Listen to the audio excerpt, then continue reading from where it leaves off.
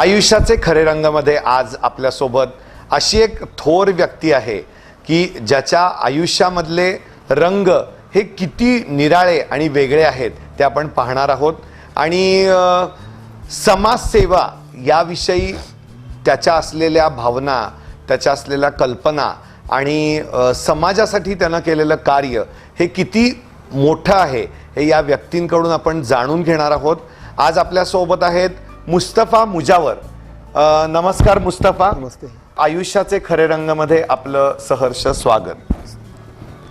मुस्तफा, मला एक तुम्ही सांगा की ही समाजसेवा करणं सोपं आहे का अवघड आहे? म्हणजे काय वाटतं तुम्हाला?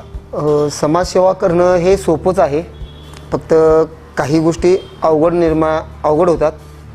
म्हणजे एकदम इझीच आहे, काही त्याला पैसा लागत नाही, मॅन पॉवर लागत नाही, फक्त जिद्द पाहिजे।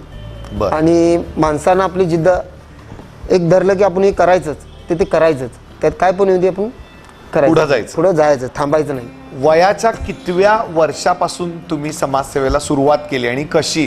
तुमचं प्रेरणास्थान काय होतं? मी लहानपणापासून प्राण्यावर प्रेम करायचं, कारण आमचे आजी आजोबा आमचे घरचे ते गायी पाळलेल्या होत्या। अच्छा। आणि जनावरं ते पाळलेली होती, भरपूर जनावर होती, त्यामुळे जनावरांचं प्रेम मला लय होतं, आवडणार, कारण त्यांना काय झालेलं मला सण होत होतं। जसं कळत गेलं तसं मी सगळ्यात पहिला माझे गुरुस्थानी मानतोय तर मी माझे आई वडील, माझे भाऊ, आणि 2 नंबर म्हणले तर माझे प्रकाश आमटे सर, भावा आमटे सर, यांना तर मी मनापासून देवच मानतो त्यांना। आणि मी पूर्णतः नास्तिक आहे, फक्त माझ्या समाजासाठी काहीतरी देणं आणि आपल्या कार्यावर मी विश्वास ठेवतो। अच्छा। याच्यावरच मी काम करतो। मी समाजकार्य चालू केलो तर आता 16-17 वर्ष झालं की मी हात पूर्ण वाहूनच घेतलो। पानपट्टी व्यवसाय होता, त्यावर लक्ष नव्हतं। मग घरच्यांची माझी आवड बघायला आली की काय आहे। मला एक सांगा, समाजसेवेसाठी तुम्ही आत्ताच म्हणालात की पैसा लागत नाही किंवा फार वेळ द्यायला लागत नाही। मला तर असं वाटत नाही, कारण प्रत्येक व्यक्तीला पैसा हा तेवढाच इम्पॉर्टंट असतो। तुम्ही जेव्हा समाजसेवा करायचं ठरवलं तेव्हा तुमच्याकडं पैसा होता का मुबलक प्रमाणात की तुम्ही समाजसेवा करू शकाल? त्याबद्दल तर मी सांगू शकत नाही, पण असं आहे की समाजसेवा करताना काही प्रमाणात ज्या साहित्य आणायला लागतं, कुणाला काही द्यायचं असेल त्या टायमात थोडा पैसा लागतो। पण काही लोक समाजसेवा करायची इच्छा असते पण ते मागं सरतात का, याला पैसा घालावा लागतो। बरोबर।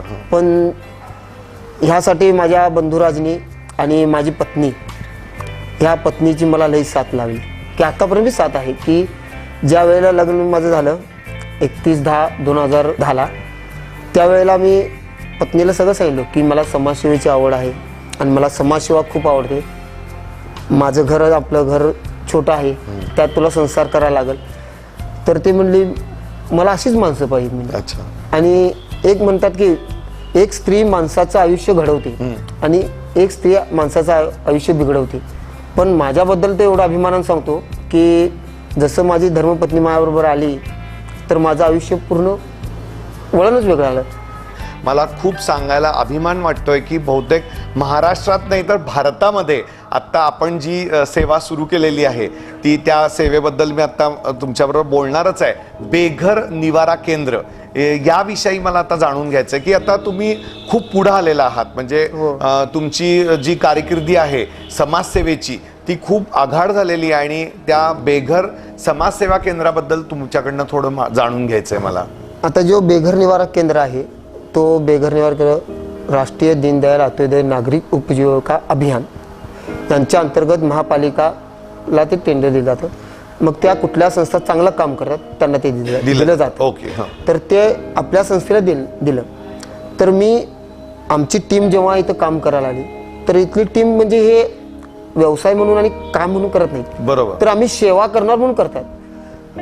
काय वेळेला इथला एक पेशंट गलिच्छ अवस्थेत असतं, एकदम घाण अवस्थेत, जेव्हा इथं आणलं जातं तेव्हा त्याला क्लीन केलं जातं, स्वच्छ करून त्यासाठी तर आता ही लोक स्वतःहून ती स्वच्छता करण्यासाठी ते भांडणं लागतात की मी स्वच्छ करणार सर, तुम्ही थांबा, मी स्वतः मला आवडत आहे, मी स्वच्छ करायला चाललो तर ना सर आम्ही करणार। आणि मला न सांगता मी अशी बेघर आणतात, स्वच्छ करतात, यांना बेघर ही कन्सेप्ट काय आहे की बेघर ज्याला घर नाही कोण नाही अच्छा, नातेवाईक म्हणजे बरेचसे भटकी हा, जी आहे भटकी. पण वयस्कर लोक, वयस्कर. असा आपला उद्देश आहे हा हो, खरं महत्वाचा. वयस्कर आणि रस्त्याकडेला जे त्यांना रस्त्याकडे झोपलेले असतात, थंडीत उन्हाळ्यात पावसाळ्यात असंच पडून असतात, अशा लोकांना इथं आणलं जातं. पण ही कन्सेप्ट थोडी आम्ही चेंज काय केलं की ह्या लोकांना इथंच ठेवायचं नाही आम्हाला.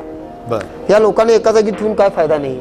कारण काय होतं की आता एका जागी ठेवलं की तिथं होते ते बरं होतं. मग इथं बरोबर, आणून हा, काय- बरोबर, हा. इथं आणून काय केलं, फक्त आंघोळ घातली, जेवण दिलं, 2 वेळचं जेवण आणि झालं. याच्या व्यतिरिक्त काही काय केलं नाही. तर आमच्या कर्मचाऱ्याचे आणि आमचे महापालिकेचे स्मृती पाटील मॅडम आम्हाला सपोर्ट करतात, उपायुक्त मॅडम, सर्वोदय मॅडम आहेत, सवाखंडे मॅडम आहेत, वनखंडे सर म्हणून आहेत आणि किशोरला सर आहेत, प्रमोद चौगुले सर, ह्या सगळ्यांची आमची एकदा चर्चा झालेली. म्हणजे ते बी महापुराच्या टायमाला आमची झाली की हे लोकांना तुम्ही बसवताय का, आपण यांच्याकडे कामं करू घ्या. तर आमच्या डोक्यात प्लॅन होता की यांच्या लोकांसाठी शेती करायची. ओके. शेती करायचं जेव्हा चालू केलं तर त्यात पावसात ती शेती नष्ट गेली, म्हणजे महापुरात ती बाद झाली. नंतर आम्ही काय केलं की ह्या लोकांना काहीतरी काम द्यायचं. तर दिवाळी आली जवळ, तर दिवाळीच्या टायमाला आम्ही त्यांना आकाश कंदील, पंत्या बनवल्या, असे शिकवण. वेगवेगळे हा. वेस्टेज जे प्लास्टिक बाटल्या टाकल्या असतात बिस्लरीच्या, त्या सगळ्या आम्ही त्याचं काहीतरी यूज करण्यासाठी रियूज केलं. हा. बरोबर. या लोकांसाठी ज्यांना वाचता येते त्यांना वाचनालय काढलं इथं आम्ही. ओके. वाचनालय केलं. आणि ज्या लोकांना शेतीतलं काम आवडतं, बांधकाम आवडतं, ह्या लोकांना आम्ही ते काम लावतो. मला आणखी एक प्रश्न विचारावासारखा वाटतोय की आता हे बेघर म्हणून जे येतात तर त्यांचं ते खरंच बेघर असतात का, त्यांना बेघर केलं गेलेलं असतं का, असे काही व्यक्ती तुला माहिती आहेत का की त्याच्यात खूप एज्युकेटेड माणूस आहे आणि त्याला घरदार असून बाहेर काढलं गेलंय, असं काही अनुभव आलाय का? मी ज्यांना जे मला प्रश्न विचारतात ते बेघर म्हणजे काय, हे खरोखर त्यांना नातेवाईक. माणूस जन्माला आला तर त्याला कुठेतरी आई वडील बरोबर. त्यांना हो, असतीलच, हो. रक्ताचे संबंध कुठेतरी असतील, फक्त शोधायला पाहिजे. बरोबर. आत्तापर्यंत आम्ही बघितलो तर आमचे 140च्या आसपास आमचे ते येऊन गेले बेघरमधले. तर आम्ही एक टप्पा ठेवला की 100 किलोमीटरच्या पुढचे किती लोकांना आपण बाहेर पाठवलं, ओके ओके. हा. त्यांच्या घरी पाठवलं. तर आम्ही आतापर्यंत 37-38 लोकांना त्यांच्या घरी आई वडिलांच्या सुपूर्द केलं. वा वा वा वा, म्हणजे 38 लोक असे की तुम्ही त्यांच्या घरी नेऊन पोहोचवलं. आयुष्याचे खरे रंग खरंच तुम्हाला मानाचा मुजरा करतं. धन्यवाद. कारण या गोष्टी घडणं आणि त्या सुद्धा सांगली सारख्या शहरामध्ये घडतायत आणि ते सुद्धा मुस्तफा मुजावर हा एक असा व्यक्तिमत्व आहे की ह्या लोकांसाठी काम करते, हे बघून खरंच आम्हाला सांगलीकर असण्याचा अभिमान वाटतोय. धन्यवाद. आता तुम्ही सांगायला हरकत नाही. तर हे लोक कसं आहेत की मला एक डॉक्टर होते, होमिओपॅथिक डॉक्टर होते, ते जरा लव काय तर होतं, प्रेमभंग झाल्यामुळे ते वेडसरवानी फिरत होते. अच्छा. तर आम्ही त्यांना जेव्हा उचलून आणलं तेव्हा आम्ही त्यांना विचारलो की याला आम्ही डॉक्टर म्हणून काय म्हणावं. तो औषध मेडिसिन सांगत होता आम्हाला काय पाहिजे ना, त्याला म्हणणार ते होमिओपॅथिकचं लिहिणार आणि आम्हाला देणार ही चिठ्ठी घ्या म्हणून. याला खोळा आहे म्हणलो, काय नाही. तर मी एकदा काय केलो, तो चिठ्ठ्या लिहून देत होता ना, मी आमच्या एक होमिओपॅथिकचे डॉक्टर आहेत त्यांना दाखवलं, सर हे कशावर लागतंय, ते कशावर चालतंय, काय चालतंय, ही औषधं चिठ्ठी दाखवली. ते म्हणलं अरे मेडिसिन आहे म्हणले. अच्छा, म्हणजे त्यांच्या त्या लिहिण्याच्या आणि त्या सगळ्या मेडिसिन्स त्यांना माहिती होत्या आणि हा. प्रॉपर डॉक्टर होते, BHMS काय तर होते ते. हो बरोबर आहे.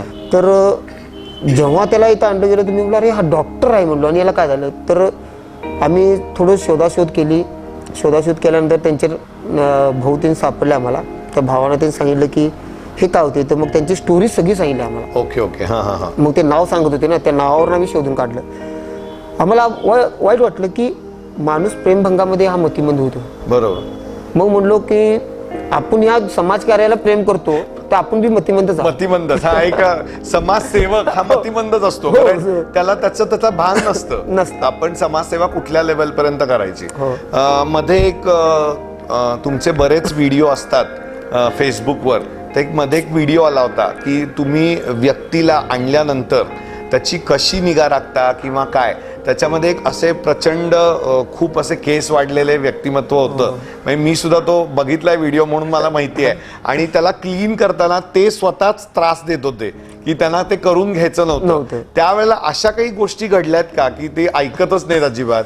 कारण थोडी वय झाल्यानंतर म्हणजे वयस्कर लोक हे लहान मूल असंच वागतात आणि अशा लोकांना, ते सुद्धा बेघर, ते सुद्धा असे डोक्यावर वगैरे परिणाम झालेल्या लोकांना तुम्ही सांभाळताय, याचा खरंच म्हणजे तुमचं कार्य हे खूप महान आहे. तर अशी काही एखादी गोष्ट घडली आहे का? मध्यंतरी आम्ही एक व्यक्ती आणलेली, तिच्या घोट्यापाशी पूर्ण मॅगेट्स झालेले, अच्छा, किडे पडलेले, पण ती पट्टी बांधून बांधून ठेवलेला होता. त्यामुळं मग मला जर स्मेल यायला आली, तर त्याला स्मेलची सवय झाली, आमच्या कर्मचाऱ्यापासून सगळ्यांना सवय झालेली. म्हणजे सडलेलं असेल तर लगेच ते कळतं. ओके. म्हणजे ते वाटते की आपलाच, आम्ही म्हणतो की ही बिन लोकच आहेत. बरोबर. आपण आपल्या घरातला पाळीव कुत्र्याला पण प्रेमानं घास भरवतो, रस्त्याच्या पाळीव कुत्र्याला त्याला दगड मारतो. मग आपल्या आई वडिलांना आपण सांभाळतो, आपल्या मुलाला सांभाळतो. पण असे काही लोक म्हणतो की घरच्यांना सांभाळत नाही. ती गोष्ट सांगतो की मॅगेट्स झालेलं त्या माणसाला आणलं, तो मॅगेट्स काढताना तो लाथा मारत होता. बापरे, म्हणजे त्याच्या पायात आळ्या झाल्या होत्या. जानेवारीचं आश्रम चालू केलं तेव्हा 2 का 3 आठवड्यात तो माणूस आलेला माझी, मी उचलून आणलेलं. अक्षय किडे काढत होते, तर मला ते बघून म्हणत की जे ते आतला हाडाला जर चिमटा लागला ना, तो ओरडणार आणि लाथा मारणार. मी त्याला झाडाला बांधलो, मागं पायावर दोघंजण धरलं, किडे काढले. तिची किडे काढल्यानंतर 5-6 दिवसात ते रिकवर थोडं झाल्यानंतर न सांगता तो पळून गेला. त्याच्यानंतर एक होता की एक माणूस असा होता की सांगलीचाच राहणारा, मोठा होता, आणि तिच्या दोन्ही पायात किडे पडलेले. आणि इस्टेट तर भरपूर आहे त्याची, भरपूर म्हणजे अमाप, की तो इस्टेट विकून जर बसून खाल्ला असताना ऐशो आराममध्ये दिवसाला लाखो रुपये बी खर्च केला असता, तर तरी पण तो जगला असतात तिच्या व्याजावर. त्या माणसाच्या दोन्ही पायात किडे पडलेले होते आणि तो रस्त्यानं फिरत होता. ज्याने दुकान घेतलं ते दुकानदार पण त्याला हाकलून लावत होते, 5-10 हजार रुपये देणार, त्याला जा म्हणून हाकलून काढत होते. पण त्या किड्याकडे कोणाचं लक्ष नव्हतं. पण मला जेव्हा कळालं ही गोष्ट, मी म्हणलो ते कोण पण असू दे, पैसेवाला असू दे नसून दे, पण तिला आता ट्रीटमेंटची गरज आहे. आणि तो आता त्याची व्यथा कुणाला सांगणार. जेव्हा त्याला आम्ही इथं घेऊन आलो तेव्हा पूर्ण त्याच्या पायात किडे होते ना, काढताना आमच्या कर्मचाऱ्यापासून मी डबल टिबल मास्क लावला तरी स्मेल सहन होत नव्हता आम्हाला. कर्मचाऱ्यांनी तीन बसून आम्ही सगळ्यांनी किडे काढले, तर एक पाटी भरेल एवढे किडे काढले.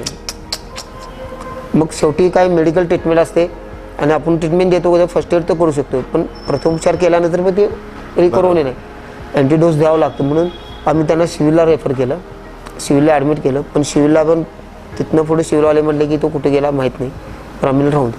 अशा मॅगेट्स आलेले भरपूर केसेस म्हणजे बघण्यामध्ये 15-20 तर केसेस आमच्याकडे होत्या. अरे बापरे. आणि त्याचं स्वतः तुम्ही हे केलेलं आहे. हो. मग इथं असं डॉक्टर वगैरे काही अवेलेबिलिटी नसती का तुमच्याकडं? हो, डॉक्टर येतात. व्हिजिट तुमच्याकडे आहेत? ओके. हा, महानगरपालिका पण आपल्या बरोबर असल्यामुळे बऱ्याचशा तुम्हाला गोष्टी या सोप्या वाटत असतील. ह्या सगळ्या म्हणजे या गोष्टी तो हँडल करताना तुम्हाला नक्कीच तुमच्या मिसेसची तर साथ आहेच, आईचा आशीर्वाद आहेच मोठा, पण त्याचबरोबर तुमच्या सगळ्या ज्या काही याच्यामध्ये भागीदारी ज्यांची आहे, भागीदारीच म्हणू आपण, पैशाची भागीदारी याला म्हणू शकणार नाही, तर आपण या तुमच्या कामातली जे भागीदार लोक आहेत त्यांना आपण भेटणार आहोत.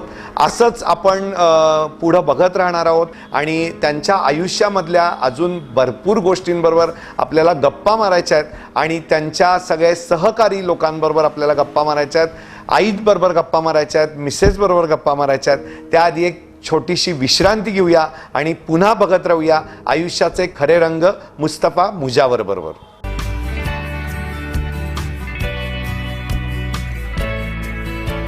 आयुष्याचे खरे रंगामध्ये आपल्यासोबत आहेत मुस्तफा मुजावर आणि आपण त्यांच्या सगळ्या या कार्याबद्दल जाणून घेणार आहोत.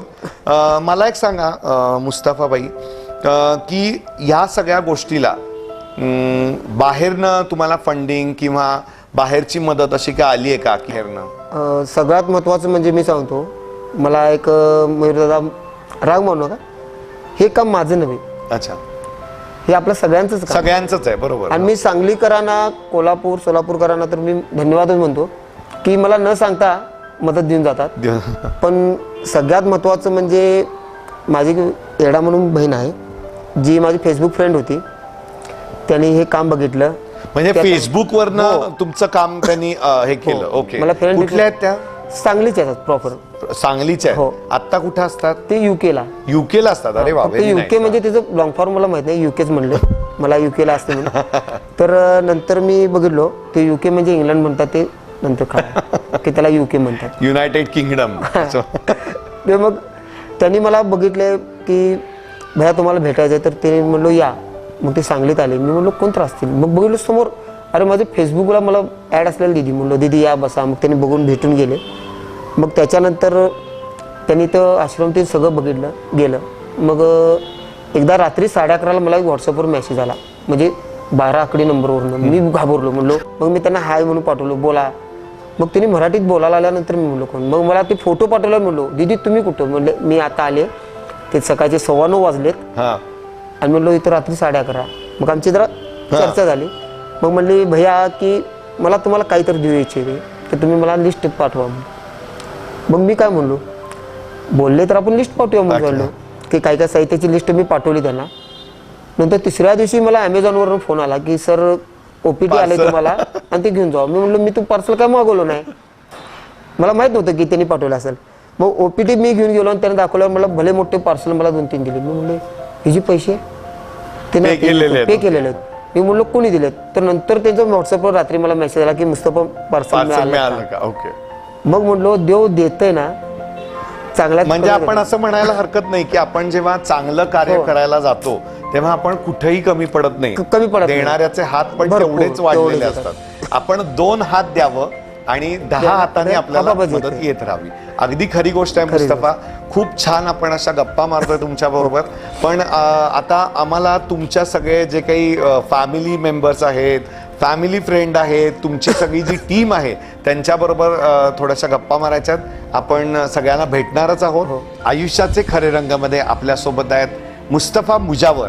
आणि आता एक मुस्तफा मुजावर आणि फॅमिली असं म्हणायला हरकत नाही. आपण तुमच्या मिसेस आणि आईंची तर चर्चा करणार आहोत. त्यांची थोडीशी वेगळा चर्चा करायची आहे, कारण की ते आधारस्तंभ आहेत आणि यांच्याशिवाय तुम्ही पुढे जाऊ शकत नाही. असे सगळेच आपल्याला त्यांच्याबरोबर गप्पा मारायच्यात. सर्वप्रथम आपलं नाव सांगा सर. नितीन बावस रुंबाळे. अच्छा, तुमचा रोल काय आहे याच्यामध्ये? सावली बेगरमध्ये मी व्यवस्थापक म्हणून काम करतो. व्यवस्थापक आहेत. तुमचं काय नाव? मी आकाश रायमाने गाजोग म्हणून इक्विपमेंट काम करतो सावली बेगरमध्ये. अच्छा. मावशी आपलं नाव काय? वंदना तुकाराम काळे, काळजीगाव म्हणून काम करते, स्वयंपाक करते. अच्छा, ओके. सर आपलं? मी रफिक मुजावर, मुस्तफा मुजावरचा भाऊ. अच्छा. काळजीगाव म्हणून ते काम करतो आणि सर्व प्रकारचे ह्या लोकांची काळजी घेणे आणि त्यांचं काही दवाखाना वगैरे असेल ते व्यवस्थापकांना आणि अध्यक्ष असतील मुस्तफा मुजावर यांना सांगणे हां, हे आमचं काळजी घेण्याचं काम आहे. Okay okay. काळजी वाहक असं त्याचं नाव आहे. ओके. आपण आपलं नाव काय? माझं नाव रहमत मुजावर आहे. मी मुस्तफा सरांचा मोठा पुतण्या आहे आणि मी कॉलेज करतो सध्या, BCom सेकंड इयरला असतो. अरे वा. सुरुवातीला म्हणजे मला थोडं म्हणजे असं समाजसेवा म्हणजे काय हे माहीत नव्हतं. काकाच्या माध्यमातून मला कळलं आणि जेव्हा मला याची जाणीव झाली की बाबा आपण तरी याला काहीतरी करू शकतो किंवा आपण, तर मी काकांसोबत असतो दिवस रात्र आणि मी कॉलेजमध्ये बी याचा खूप मोठा म्हणजे वेब तयार केलेला आहे. बरोबर. आमची टीम बी आहे. अच्छा, टीम आहे. खूप छान की कॉलेज लेवलला असताना ह्या सगळ्या गोष्टी शिकणं मुस्तफा खूप अवघड आहे, कारण यांच्या वयाची मुलं ही आता सध्या मोबाईल, फेसबुक आणि ह्याच्यातच बिझी असतात. पण त्याला हे वाटलं, हे सुद्धा यातच आपण जिंकलो असं म्हणायला हरकत नाही. आता मला सगळ्यांबरोबरच गप्पा मारायच्यात. माझ्या ते मावशींना मी स्वयंपाक करताना बघितलंय, नाना प्रकारचे ते मस्त काहीतरी गरम गरम स्वयंपाक करत असतात. मावशी, ह्या सगळ्या जे काही हे आहेत लोक इथं राहायला, ती वयस्कर आहेत, तर तुम्हाला त्यांच्या स्वयंपाकाची कशा प्रकारे काळजी घ्यावी लागती? त्यांना पहिल्यांदा मी काय करते, विचारते तुम्ही आज काय आवडीनं खाणार. अरे वा. मग त्यांनी म्हणतात मला एक म्हणते पोहे, एक म्हणते उपीट. मग त्यापैकी एकच करायचं की उपीट करू का बाबांनो, तर होय म्हटले का उपीट करायची. चटणी जरा कमी, मिरची कमी टाकायची, तेल वगैरे व्यवस्थित घालून, चटणी मीठ घालून आवडीनं त्यांनी खातात. ओके. त्यांना तुम्ही हा विचारते. हो हो, दररोज दररोज. हा आज काय करायचं दररोज विचार मग या प्रश्न विचारण्यामागचा तुमचा काय उद्देश असतो? म्हणजे का म्हणजे त्यांना काय आवडतंय रोज तर आपण एकच घातलं म्हणजे कंटाळतोय खायला आपण पण घरात खाऊ शकत नाही मग रोज त्यांना उपीट पोहे म्हटल्यानंतर त्यांनी म्हणतात काय रोज उपीट पोहे खाऊ कंटाळलोय आम्ही पण याच्यात एक आपुलकी सुद्धा हा, वाटते की माझे घरच्यासारखं, घरातले हा. मेंबर असल्यासारखं बरोबर मला बरोबर. हे मला जास्त अपेक्षित आहे की एक आपुलकी, एक तुमचं घर, एक फॅमिली. होय. तुमचं असं म्हणणं नाही आता मला सुद्धा यात इन्व्हॉल्व्ह झाल्यासारखं वाटतं. झाले म्हणजे आपलं पूर्ण घर असं झाले म्हणायला हरकत नाही. पूर्ण झाले एवढी आजारी आहे मी आता मला चालता येत नाही तरी सुद्धा मला ह्या लोकांची काळजी म्हणून मी घरात इथं येऊन झोपते अच्छा हा. पण तुम्ही इथं करणार, हा, करते. काम त्यांनी हा. खूप छान आपला परिचय केला होता आणि मुस्तफा हे खरंच वाखाणण्याजोगं तुमचं काम आहे आणि तुम्ही जे ह्यांना नावं दिलीत काळजी वाहक याचा मला खूप आदर वाटतोय की काळजी वाहक म्हणजे काळजी वाहून नेणार आहे म्हणजे त्यांची काळजी सगळी ह्यांनी जशी काही घेतलेली आहे यांच्या अंगावर असं त्यांच्या बोलण्यातनंही जाणवतंय. आणि मावशी मला एक असा आणि एक प्रश्न विचारायचा आहे कोणी काही असं केल्यानंतर असं काही ओरडतं का तुम्हाला कारण थोडस ही डिस्टर्ब माइंड असतात काय लोकांचे. सुद्धा नाही, काहीच की, सुद्धा नाही. अंगावर ओरडतात काही वगैरे, नाही हे काय अजिबात केलं? येत पण नाहीत आज स्वयंपाक घरात सुद्धा येऊ का म्हणते ते लोक त्याशिवाय परमिशन शिवाय आत येत नाहीत ओके, अजिबात ओके, येत ओके. हा, हा, हा. नाही मावशी मी येऊ मावशी मला हे पाहिजे एक आईसारखं मला मागतात एक्झॅक्टली मला आता तेच म्हणायचं होतं की तुम्ही सावली बेघर केंद्राच्या आई झाल्या तसं म्हणायला हरकत नाहीये. आईसारखं त्यांनी मला मागतात आणि मला असं म्हणजे अंत करून माझं दाटून येतं की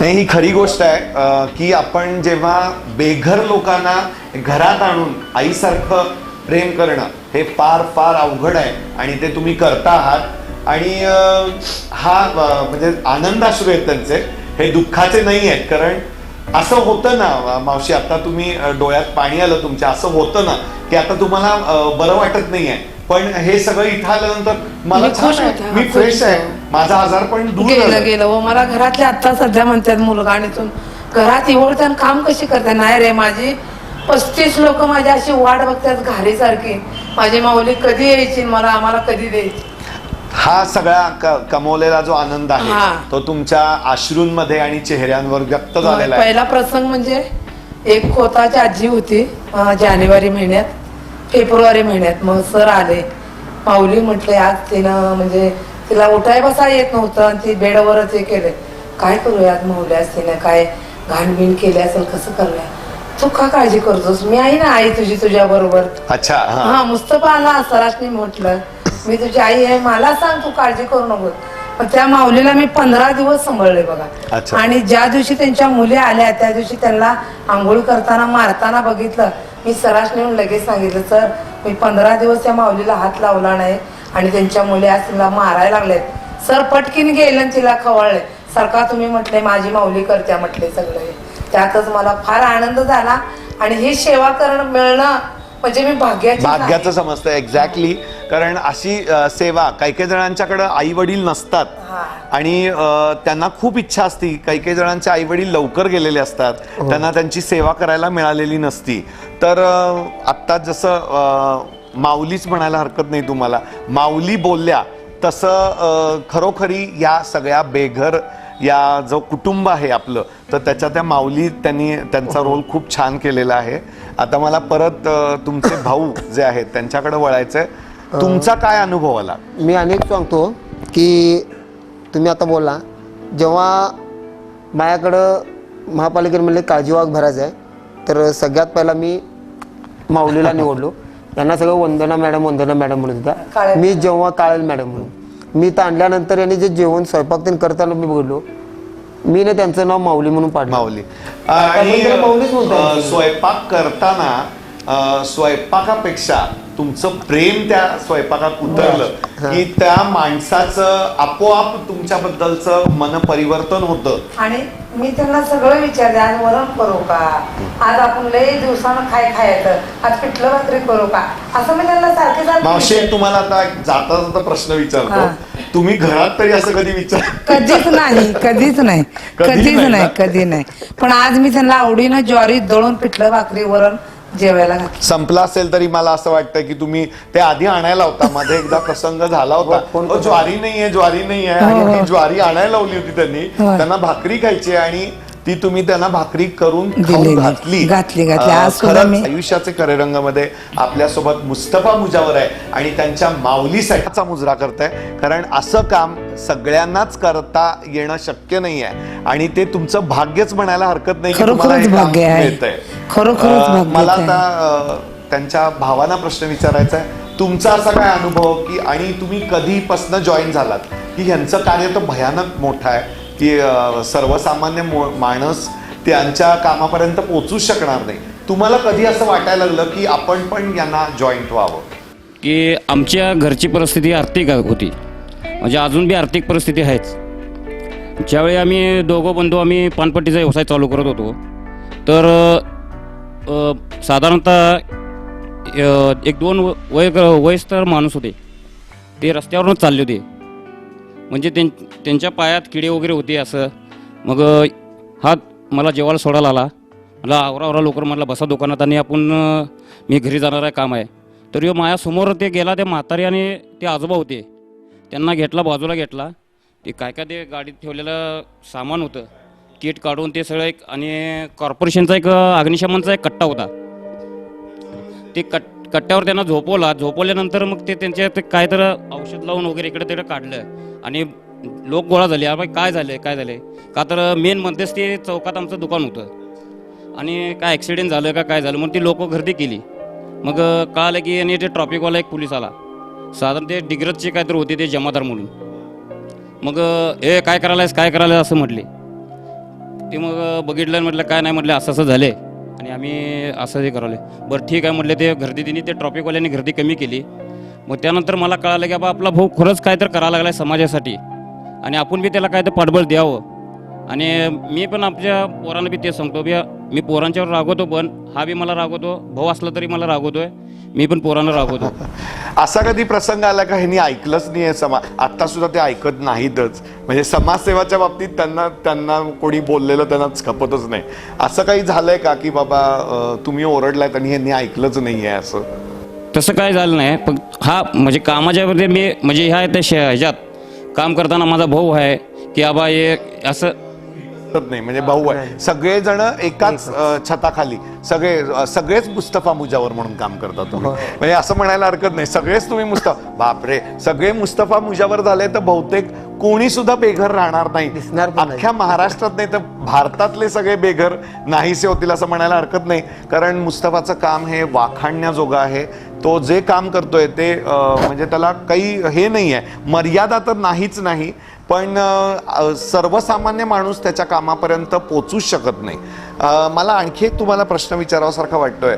मी तर याला कधीच, मला प्रत्येक वेळेला मी त्याला फोन करायचो, मी पानपट्टीत आहे म्हणायचो, पण हा 15 मिनिटात तिथं नसायचाच, म्हणजे कुठेतरी दुसरीकडेच असायचा. म्हणजे दादा इकडं नाही, मी तिकडं आलोय, आत्ताच इमर्जन्सी आली, कुठं काही मांजर सापडलं, कुठं कावळा फडफडत आला, हे याचे असेच. हा कधीच मला म्हणजे फक्त नावाला की हा बाबा ह्याची पानपट्टी आहे असंच झालेलं होतं. आणि प्रत्येक वेळेला मला असं जाणवलंय की हा कामात बिझी असायचा.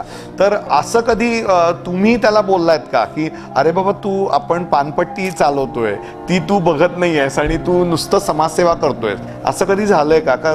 ह्यांचं काम बघून तुम्हाला कधी असं बोलावंसारखं वाटलंच नाही? नाही, तसं काय वाटलं नाही. परंतु कसं त्याला सारखं आमचं वडील, आता आमचे वडील हयात नाही ते, आमचं वडिलांच्या ह्याच्यावर जीव लय, म्हणजे आम्ही 5 जण भाऊ, म्हणजे सगळ्यात जीव ह्याच्यावर. आणि आमचा लास्ट नंबरचा भाऊ आहे, आता तो MSCBला सब इंजिनियर आहे. अच्छा. या दोघांना सांगणार बाबा तू काय तर मोठा हो, याला पण मला मोठा हो, तुम्ही काय करा, तुम्ही 2 जण भाऊ आहे, 3 जण आहे, तुम्ही 3 जण व्यवसाय सांभाळा, हे मोठा होऊन देत. आम्ही पण म्हटलं हो होऊन देत, काय अडचण नाही आहे.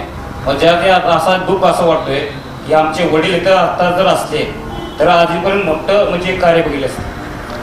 नाही, त्यांनी ते कुठेही असले तरी हा मोठा झालेला ते नक्कीच बघणार आहेत, कारण त्याची ख्यातीच एवढी मोठी आहे की ती देवापर्यंत पोचणं अगदी, म्हणजे हे देवकार्यच करतोय हा जे करतोय ते, की वयस्कर लोकांना, त्यांचा बेघर वयस्कर लोकांना आणून या बेघर सावली केंद्रापेक्षा बेघर मंदिर म्हणायला हरकत नाही आहे, कारण ह्या मंदिरात जागा देणं, त्यांचं सगळं करणं हे फार अवघड आहे आणि ते मुस्तफा करतोय.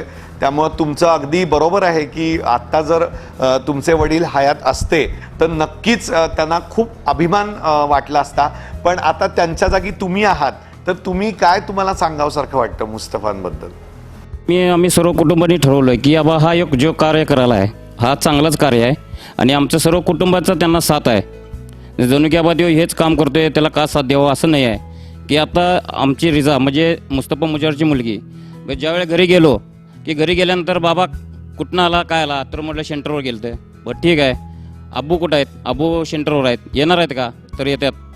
मग ठीक आहे, मग ते खेळत आहेत. मग नंतर मुस्तफा आले की मुस्तफा घरी बसत नाही. फोन आला, कॉल आला, बा इथे बेघर आलेला आहे, तिथं हे झालेलं आहे किंवा साप आला आहे, मुंगूस आमच्या घरी घुसला किंवा एक जखमी जनावर मोठं रस्त्यावर पडलेलं आहे, ते लगेच कॉल आला की लगेच तो घरी म्हणजे स्थिरच नसतो.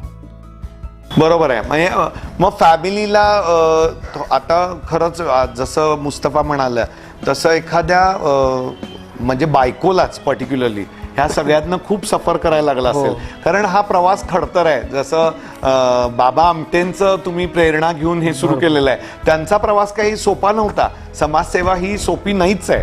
म्हणजे जरी मुस्तफा म्हणत असतील त्यांच्यासाठी ती सोपी असेल, पण समाजासाठी समाजसेवा ही सोपी नाही.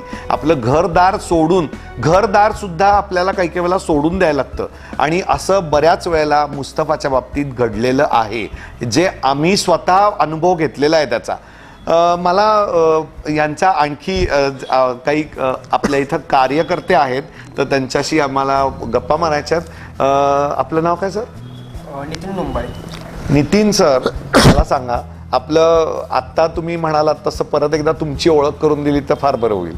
मी सावली बेगरचं मध्ये व्यवस्थापक या पदावर काम करतो. व्यवस्थापक?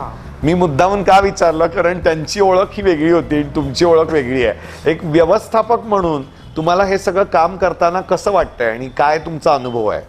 सर, मी पूर्वी अनेक ठिकाणी काम केलं. वृद्धाश्रममध्ये कॅन्सर रुग्णांबरोबर काम केलं. पण ॲक्च्युली असं होत होतं की तिथं लिमिट एरियामध्ये असायचं आणि एजचं लिमिट असायचं. बरोबर. पण ॲक्च्युली इथं आल्यावर सावली बेगरमध्ये एजचं लिमिट नाही आहे. दुसरी गोष्ट की काम करण्याची जो फोकस असतो तो पूर्ण वेळ न ठेवता, म्हणजे आपण कॅटेगरी असते की 10 ते 5 असं काहीतरी. हा, बरोबर आहे. प्रत्येकाला मर्यादा आहे. पण इथं आमच्या वेळेला मर्यादाच नाही. रात्री 12ला जरी कॉल आला तर आम्ही जातोय. विशेष करून मुस्तफा सरांच्या एक मला शिकायचं जसं जास्त हे की त्यांनी मला एक सांगितलं की वेळेला जास्त फोकस कर, वेळेशिवाय काहीच नाही. आणि काहीतरी करायचं असेल तर पण काय तर तुझ्याकडे आहे. आणि विशेष करून मला त्यांनी रोज काहीतरी वेगळं पण सांगितलं की हां तुझ्याकडे काहीतरी स्किल आहे आणि तो आमच्यापेक्षा सगळ्यापेक्षा वेगळा आहे. कारण मला असं सांगते की मी इथला जरी व्यवस्थापक असलो तर मी लाभार्थ्यांच्याबरोबर कनेक्ट करतो, त्यांच्याशी नातेसंबंध जोडतो. जसं ट्युनिंग असतं जसं लाभार्थी असतो त्याच्या ट्युनिंगमध्ये बोला. जरी कन्नड असलं, तेलुगू जरी असलं तर त्याच्यापासून भले तू कोणताही शब्द बोलू, पण त्याच्याशी कनेक्ट ज्यावेळी होतो त्याचं ज्यावेळी त्याला वाटतं की मनाला अरे हां शिव माझ्यातला जो कोणीतरी आहे. आमच्या सगळ्यांचं बिहेवियर वर्तन जर बघितलं असेल, आत्ता ॲक्च्युली आम्ही जरा बऱ्यापैकी दिसत असेल, पण आम्ही तसं नाही आहे. प्रत्येकजण बनवल्यावर कोणी म्हणजे हाफ पॅन्टवर. सर मुस्तफा सर म्हणजे अध्यक्ष म्हणतो त्याने पूर्णपणे असं वेगळे पण रूप असं विस्कटले आहेत. कारण त्यांना वाटतं ना वेडसर माणूस, म्हणजे त्यांना आम्ही वेडसर म्हणत नाही, मनोरुग्ण वगैरे असंच म्हणतो, पण ॲक्च्युली हे ते येताच्या अगोदर त्यांना बघितलं. म्हणजे घटना सांगतो आताची थोड्या दिवसापूर्वीची. आपले पोलीस स्टेशनच्या जवळच एक वयोवृद्ध 60-65 वर्षाचा माणूस होता. पूर्ण 3 दिवस आजारी होता, पूर्ण म्हणजे वीक होता. मी सकाळी येत होतो घरी 9:30 वाजता. ॲक्च्युली मला अगोदर आम्ही त्याला 2 दिवस अगोदर हुडकलेलो पण तिथे भेटला नव्हता. सकाळी येत असताना मला तो दिसला. साहेबांना व्हॉट्सअपवरून कॉल केला की साहेब तुम्ही 2 दिवसापूर्वी हा व्यक्ती तुम्ही बघितलेला आहे, तुम्हाला आलता कॉल? अरे हां आलता, ठीक आहे. मी तिथनं आलो डायरेक्ट चालत सेंटरवर आलो. माझ्याकडे स्किल एक असलं की ड्रायव्हिंग वगैरे सगळं ऑल, म्हणजे थोडक्यात मुस्तफा सरांनी मुस्तफा दुसरा मी चालू केले हळूहळू. एक साखळी पद्धतीने चालू केली. जरी मी नसेल तर माझं काम थांबता नाही नसलं पाहिजे असं त्यांचं मत आहे. आणि ॲक्च्युली तसं त्यांनी करून दाखवलं. आणि ॲक्च्युली आमची जवळजवळ 10 ते 12 लोक असे आहेत की फोन जर केला की इनडायरेक्टली मी जर नाही पोचलो दुसरा नसेल तिसरा. इव्हन एकेकांची पट्टी आहे तिथनं जर सांगितलं आता मला गाडी आहे तर फक्त कोणतरी काही वेळा आमच्या गाड्या नादूर असल्या तर त्यांच्या स्वतःच्या गाड्या घेऊन येतात, जेवण घेऊन येतात ते सगळं. पण ॲक्च्युली त्या दिवशी असं झालं की मी आलो चालत. मग आमचा आकाश मागं सहकारी मित्र माझा पाठीमागं लाभार्थ्याला आंघोळ वगैरे घालतो ना, त्याला म्हणजे असं माणूस 10 मिनिटं जायला होय काय म्हणा. त्यानं त्या माणसाला आंघोळ घातली तेवढी, कपडे दुसऱ्या माणसाला म्हणजे आम्ही लाभार्थ्याची काळजी कशी घ्यायची हेही शिकवले. दुसरी गोष्ट म्हणजे विसंबून नाही झाला कारण आम्ही स्टाफ मेंबर कमी. आम्हाला सांगायला की 4 जण आहे पण ॲक्च्युली आमच्यात 8 ते 9 स्टाफ झाला. कारण लाभार्थी विथ आम्ही स्टाफ पण केला आणि विशेष करून इन्साफ फाउंडेशनची मेंबरशिप म्हणजे त्यांना फक्त विना अनुदान म्हणजे विना पगारी न घेता व्हॉलेंटिअरगत काम करतात. इतकं भारी काम करतात की ग्रीन एफएमचे निखिल शिंदे तुम्हाला सर माहीत असेल कदाचित, तेही येतात. विशेष करून त्यांचा मला अभिमान वाटतो की रात्रीचं येतो म्हणजे तिकडनं 5 वाजता सुटले की 15-20 मिनिटात इथे येतोच. 15, 5:15 इथं येतात. ती पूर्ण आमच्याबरोबर स्टाफमध्ये काय झालं, आजच्या दिवसभरात काय झालं, आपण नाविन्यपूर्ण काय केलं, उद्या काय करायचं असं. आणि आमची विशेष एक मिटिंग असते की त्यामध्ये मुस्तफा सर एक अध्यक्ष आहेत असं नाही आहे, मी व्यवस्थापक आहे त्यामध्ये नाही, पदभार काही नाही, सगळी एक फॅमिली मेंबर. जसं भांडायचं म्हणजे हा हे करायचं आहे मला, मग तू करायचं, मग तू कर ना, तू कर. विशेष करून असं झालं त्या माणसाला मी आणताना मी साहेबांना फोन केला, सर काय करू, हां ठीक आहे मी येतो 15-20 मिनिटात गाडी. म्हणजे असं ते घरातले लहान बाळ आहे त्यांचं ते सोडत नाही ते, म्हणजे त्यांना वेळच नसते घरात जायला. रात्री 1 वाजता जातात, त्या बाळा झोपलेलं असते, सकाळी उठले की 6 वाजता इथे येतात, ती बाळ झोपीतच असतं. आणि ते झोपल्यामुळे ते काय बाळाची आणि त्यांची चुकामुक जसं एक म्हणले समाज कार्य करायचं असेल तर घरातल्या फॅमिलीशी नातं जोड समजलं सगळं दूर राहतं, कारण ती समाजाची ओळखच वेगळी आहे. आणि त्यांनी ओळखकडे बघितलं नाही. विशेष करून त्यांना बरेच प्रमाणपत्र मिळाल्यात, 47 राज्यस्तरीय आणि 7 नॅशनल अवॉर्ड मिळाल्यात. आत्ताच्या महापुरामध्ये त्यांचे सगळे अवॉर्ड्स गेलेले आहेत. पण ॲक्च्युली त्या दिवशी सरांना मी फोन केलो 6 वाजता की 9-9:30ला की सर येता काय, मला म्हणले बरं ठीक आहे म्हणले येतो. त्यांनी गाडीवर येऊस तर मी इथं आकाशला घेऊन लगेच जाऊन त्या माणसाला घेऊन आलो. सर बघितलं, अरे हा माणूस काय झाला, सर म्हणले हे आजार आहे, मी लगेच जाणारच सिव्हिलला. आलो, टाईप लेटर केलं, म्हणजे कॉम्प्युटरवर आपण लेटर टाईप करतो कारण प्रोसेस आहे ही सगळी. माझी जबाबदारी आहे MLC परत MRD नंबरवर काढणे त्यांना गेलो. ते डायरेक्ट सायलेन्सरचा हॉर्न लावूनच गेलो सिव्हिलमध्ये घेतले. तिथं डॉक्टरांनी पहिला म्हणजे स्टाफ मेंबर म्हणले अरे हा कोण आणला, त्याला लगेच वकील घेतले. त्याला पूर्ण म्हणजे सर मला तर सांगता येणार नाही की असं नाही की आमच्याकडे येणार इथला रुग्ण हा रस्त्यावरचा असणारा हा तू शाळाच्या काडीगत झाला मला आला नाही. माझं ठाम मत आहे की तू कोण ना कोणाचा तर नातेवाईक आहे. विशेष करून त्याचं नातेवाईक वगैरे कोण होतं, त्याला TB झालता पूर्ण. मी स्वतः माझा आकाश मित्र म्हणजे आम्ही काळजी वाग असं न म्हणता आम्ही सगळे सहकारी मित्र म्हणतो, कारण पदं आलं की लिमिट येतात सगळ्यांना, मग ते बोलण्याची पद्धत आम्ही नाही. असं एकमेकाशी एक फॅमिली माऊली संघ बोलताना मी माऊली एवढ्यासाठी म्हणतो की मी तिच्या रोज म्हणजे ती आजारी जरी असली ना तिला आज चादर वगैरे घालणे वगैरे, कारण ती जर आजारी आमचा स्टाफ मेंबरमधला एक जर कमतवत झाला की आमचा स्टाफमधलं सगळं वातावरण, जसं फॅमिलीमध्ये एखादा मोठा करता पुरुष जर आजारी पडला की घर पूर्ण विसरून जातं, पूर्ण टॉप जाईल. पण हे माझं घर आहे. सावली म्हणजे असं आहे की पूर्ण उन्हात आणत म्हणजे पावसाळ्यात उन्हात वाऱ्यात हे म्हणजे जे बेघर असतात त्यांच्यासाठी आम्ही सावली आहे. आम्ही त्यांचं हक्काचं घर आहे, आम्ही त्यांचं नातेवाईक आहे. त्यांनी आमचे वडील आहेत, कोणाचं नातेवाईक, कोण मित्र आहे, माझा 24 वर्षाचा मित्र आहे, तो माझ्यासाठी भाऊ आहे. कोणी एक लेडीज होती, लहान बायका म्हणजे महिला वगैरे होत्या मध्ये. आम्ही आत्ताच त्या आस्थामध्ये तिकडं मिरजमध्ये गेल्या, त्या आमच्या आई होत्या, कोणी बहीण होत्या, कोणी आमच्या काकी होत्या, कोणी आजी होत्या. तुम्ही सगळी नाती तयार करताय. हां नाती करतो म्हणजे विशेष करून त्यामध्ये ना तयार होत असतील ती नाही, ती काय चंडू नाही माहीत नाही. बाहेर रस्त्यावर जर बसले ना तुम्ही जर विचारायला गेला ना हे करतील तुम्हाला हाकलून देतील तिथून. पण इथं आल्यावर ना काय वैशिष्ट्य कोणाचं जन्नूनच वेगळं. मग आम्हाला हक्क ना आमचं नावं वगैरे म्हणत नाही एक म्हणजे ती प्रत्येक टुनिंग वेगळं. मला आज दादा म्हणतील, त्या माऊलीला आई म्हणतील, त्या सरांना भाऊ म्हणतील, कुणाचं काय नाही. आणि विशेष करून महिलाचं एक वाक्य मला असं आठवतं जाणून करून, आमच्या जवळजवळ 27 ते 28 महिला होत्या, 30 महिला होत्या. कवाच माऊलींच्या भांडणं नसायचे.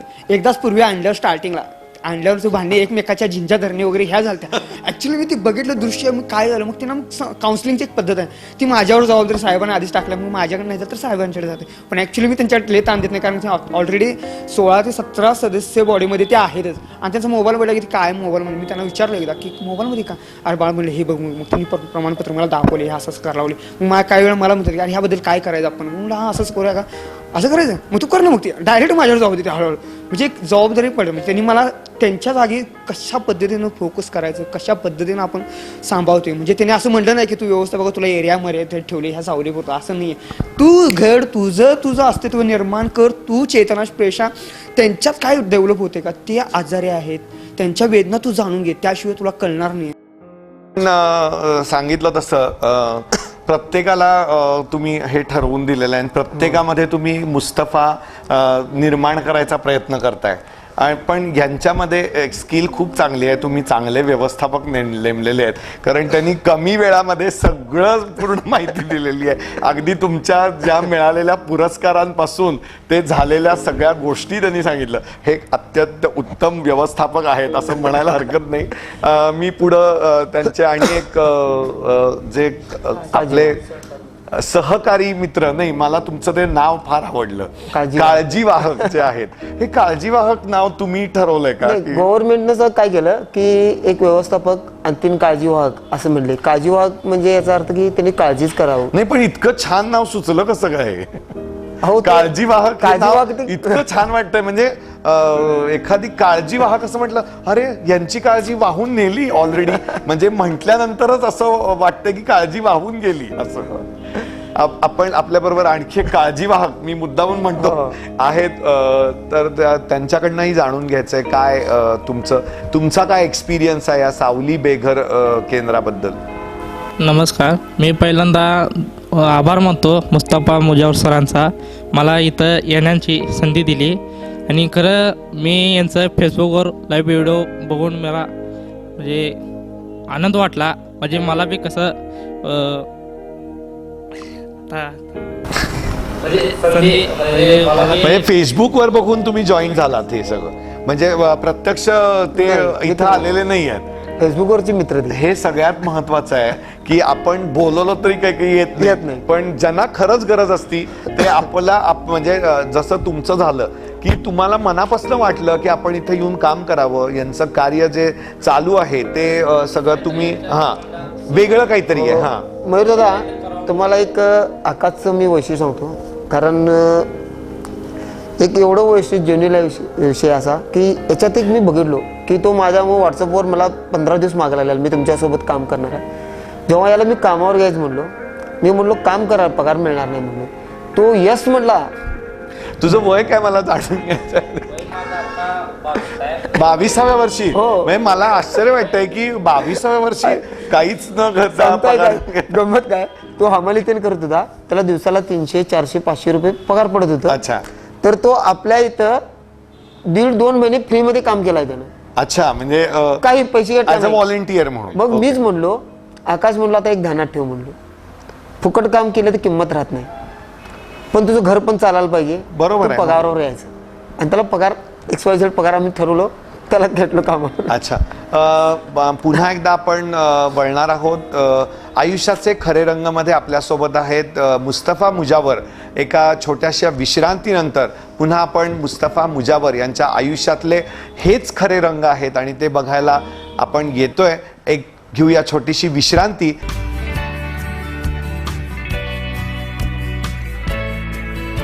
आयुष्याचे खरे रंगमध्ये आपल्यासोबत आहेत मुस्तफा मुजावर आणि त्यांच्या कार्याला तर काय म्हणजे लिमिट नाही आहे असं तुमचं कार्य आहे चालू.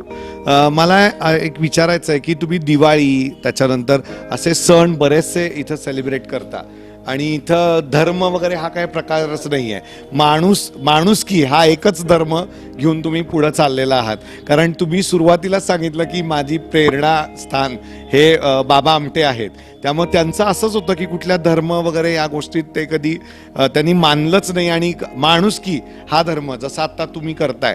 त्रिपुरी पौर्णिमेला आणि दिवाळीला तुम्ही इथं काहीतरी सेलिब्रेशन केलं होतं, ते तुमच्याकडनं जाणून घ्यायचं. त्या पौर्णिमेच्या टायमाला आम्हाला एक व्यवस्थापकाची आमची चर्चा झालेली की सगळीजण वेगवेगळ्या ठिकाणी नदीकडेला ते पंथी दीप प्रज्वलन करतात.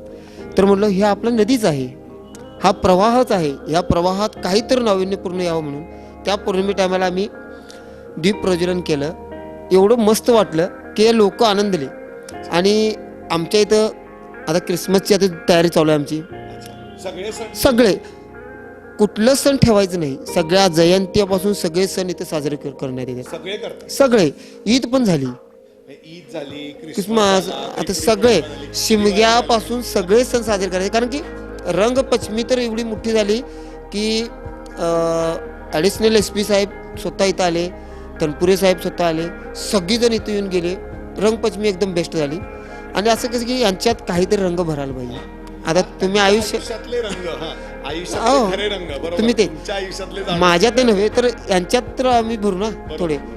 पण मला एक अनुभव वाटते की माझे जे प्रेरणास्थान आहेत डॉक्टर बाबा आमटे सर, तर त्यांचे पुत्र डॉक्टर प्रकाश आमटे सर, एक वेळ असं होतं की मी त्यांना भेटायला तरसत होतो.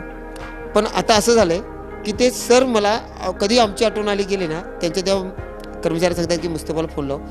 तर आमच्या कर्मचाऱ्यांना मी म्हणलो तुम्हाला एक 10 डिसेंबरला बेघर दिवस होता. त्यावेळी सगळ्यांना म्हणलो तुम्हाला एक गिफ्ट देणार आहे म्हणलो मी. ते म्हणले काय गिफ्ट देणार आहे, बसा म्हणलो साईडला. सगळेजण इथंच बसलेलो आणि मी व्हिडिओ कॉल केला. त्या विजूल दादाने उचलले, म्हणलो भाऊ आहेत का, आहेत, आलेच म्हणले. भाऊना दिलो. त्यांच्या सगळ्यांच्या डोळ्यावर म्हणजे त्यांना पटलं नाही की डॉक्टर प्रकाश आमटे सर आमच्याशी बोलतात. मी म्हणलो नाही, त्यांच्या कार्याला सलाम करणं गरजेचं आहे. त्यांनी खरोखरच मोठे आहेत, पण ज्या ठिकाणी ते काम करतात तिथे त्यांनी सामान्य नागरिक सर्व फिरत असतात. मला एवढा आनंद झाला की ह्या लोकांना माझे प्रेरणास्थान, माझे गुरु म्हणजे मी अजूनपर्यंत कुणाला नतमस्तक झालो नाही, पण सलाम करतो सगळ्यांना. यांना भेटवल्यावर एवढा आनंद झाले. ते प्रेरणास्थान घेतलेले एवढे खुश झाले की सर म्हणले आम्हाला आमचे देव भेटले. सगळ्यांना आनंदाने फोन करून सांगत होते आम्ही आज प्रकाश आमटे सरांशी बोललो. अरे एवढं का वेळ झालं, आनंदच वेगळा आहे. आनंदच वेगळा. म्हणजे कुठल्या दिवाळीला नातेवाईकांना भेटण्यापेक्षा हा. हा आनंद जरा वेगळा होता. म्हणजे असं म्हणायला हरकत नाही आपल्याला. आणि मला आणखी एक असं विचारायचं आहे की आता हे सावली बेघर तर प्रवाहच आहे हा, आणि या प्रवाहात भरपूर लोक येणार आहेत, भरपूर, आणि गाडी आपली पुढे चालूच आहे. चालू राहणार. त्याच्यात ज्या लोकांना बसायचंय त्यांनी बसू शकता. समाजाला तुमचं काय सांगणं असेल यासाठी? म्हणजे मी हे का विचारतोय, समाजामध्ये प्रचंड लोक अशी आहेत की त्यांना भरपूर प्रमाणात मदत करायची असते, पण बऱ्याच जणांना कळतच नाही की आपण कशा पद्धतीनं मदत केली पाहिजे. ती मदत योग्य ठिकाणी जाती की नाही जात, तर लोकांना पण कळू दे की कशा पद्धतीनं मदत केली पाहिजे. आणि तुम्ही काही आवाहन करू शकाल का? मी सर्वात प्रथम तुमचे आभार मानतो, आणि त्याच्यानंतर मी कार्य जे चालू केलेलो, मी थोडा वेळ घेतो थोडा, म्हणजे मला मन रडतंय की ज्या वेळेला मी कार्य चालू केलो त्यावेळेला पैशाची लई टंचाई होती मला. तर माझ्या सौभाग्यवतीने स्वतः दागिने घालवत ठेवले. तर मी सगळ्यांना सांगतो की ह्याच्यासाठी माझ्या मिसेसने माझ्या स्वतःचं गळ्यातलं डोरलं अजून बी घालवत ठेवलं. ते म्हणले तुम्ही खुश तर मी खुश म्हणले. त्यानंतर सगळ्यात पहिला मी माजी आयुक्त रवींद्र खेबुडकर सरांचे आभार मानतो, उपायुक्त स्मृती पाटील मॅडमचे, नवीन आलेले आयुक्त नितीन कापणी सरांचे आभार मानतो की तुम्ही मला ही सेवा करायला दिली, आणि माझ्या जे घडलंय माझ्याबरोबर आणि मला जी सेवा करायला दिली त्याबद्दल मी आभारच मानणार आहे. आणि ही सेवा मला पुढे करायची संधी द्यावी. तर मी ह्या कामाला असं कोण नागरिकांना मी एक आव्हान करू इच्छितो की असं काम करणारे जर कोण चांगला असेल तर तुम्ही त्यांना सपोर्ट करा, त्यांना मदत द्या, त्यांना काय हवं काय नको ते बघा. खरोखर यांनी पुढं होऊन काहीतरी काम करतील, आणि ते पुढं कुठंच बेघर, म्हणजे आता मी म्हणतो सावली बेघर निवारक केंद्रासाठी म्हणत नाही, ते कुठे बी तुमच्या इथं जेन्युअली कुठे काय दिसत असेल असं कुठलं चांगलं काम करत असतील कोणतं, त्यांना खरोखर तुम्ही मदत करा आणि त्यांना प्रोत्साहन द्या. आणि त्या दिलेली मदतीची तुम्ही फॉलोअप घ्या की त्या दिलेली मदत खरोखरच जाते का, याचं फॉलोअप घेणं गरजेचं असतं. कारण आता मी माफ करा मी बोलतो की फेसबुकला ते मी लाईव्ह व्हिडिओ बघत असतो की बँक अकाउंट नंबर डिटेल्स मागतात, पेटीएम नंबर मागतात देतात. तर माझ्या इथं एकदाच मी डिटेल्स टाकलेले माझे बँक अकाउंटचे आणि पेटीएमचे, तर मी लगेच डिलीट मारले. कारण का आपलं दान सत्य ठिकाणी जाणं गरजेचं आहे. तर हे तुम्ही खरोखर पहा मगच दान करा, अन्यथा करू नका. आणि तुम्ही स्वतः जाऊन तिथं काम चालतं का बघा मगच. स्वतःच्या म्हणजे त्यांच्या मिसेस बरोबर त्यांच्या आईबरोबर आपण बोलणारच आहोत, पण स्वतःचे दागिने ज्या माऊलीनंच म्हणायला पाहिजे गहाण ठेवून ह्या सावली बेघर केंद्राला एवढं मोठं केलं. आयुष्याचे खरे रंग मध्ये आम्ही मानाचा मुजरा करतो. तुमच्याबरोबर तुमच्या मिसेसचं, तुमच्या आईचं आणि त्याबरोबर आपल्या सगळ्या ह्या परिवाराचं तेवढंच कष्ट, तेवढंच जे काही त्यांनी दानाबरोबर नुसतं दान देणारी लोक पण ती योग्य ठिकाणी पोचवायचं, ह्या सगळ्यांच्या मदतीशिवाय हे शक्य झालं नसतं. आणि जे उपस्थित आणि अनुपस्थित जे लोक आहेत त्यांचे मनपूर्वक आभार मानतो की तुम्ही सगळे लोक या सांगलीमध्ये एवढ्या चांगल्या प्रकारे कार्य करता आहात. त्यामुळं आपल्या सांगलीमध्ये बेघर कोणी नाही आहे असं म्हणायला नक्कीच हरकत नाही, कारण बेघर निवारा केंद्र या बेघर लोकांसाठीच उभं आहे. हे सांगली मिरज कुपवाड महानगरपालिकेला सुद्धा मानाचा मुजरा करतं, कारण की त्या लोकांनी सुद्धा तुमच्यावर विश्वास ठेवून जो काही त्यांनी त्यांची मदत जी केलेली आहे ही सुद्धा तेवढीच इम्पॉर्टंट आहे. आणि माझ्या मते महाराष्ट्रामध्ये पहिल्यांदाच हे असं घडलेलं असेल की महानगरपालिका आणि एक सेवाभावी संस्था असं संयुक्त विद्यमानं कार्य चालू आहे.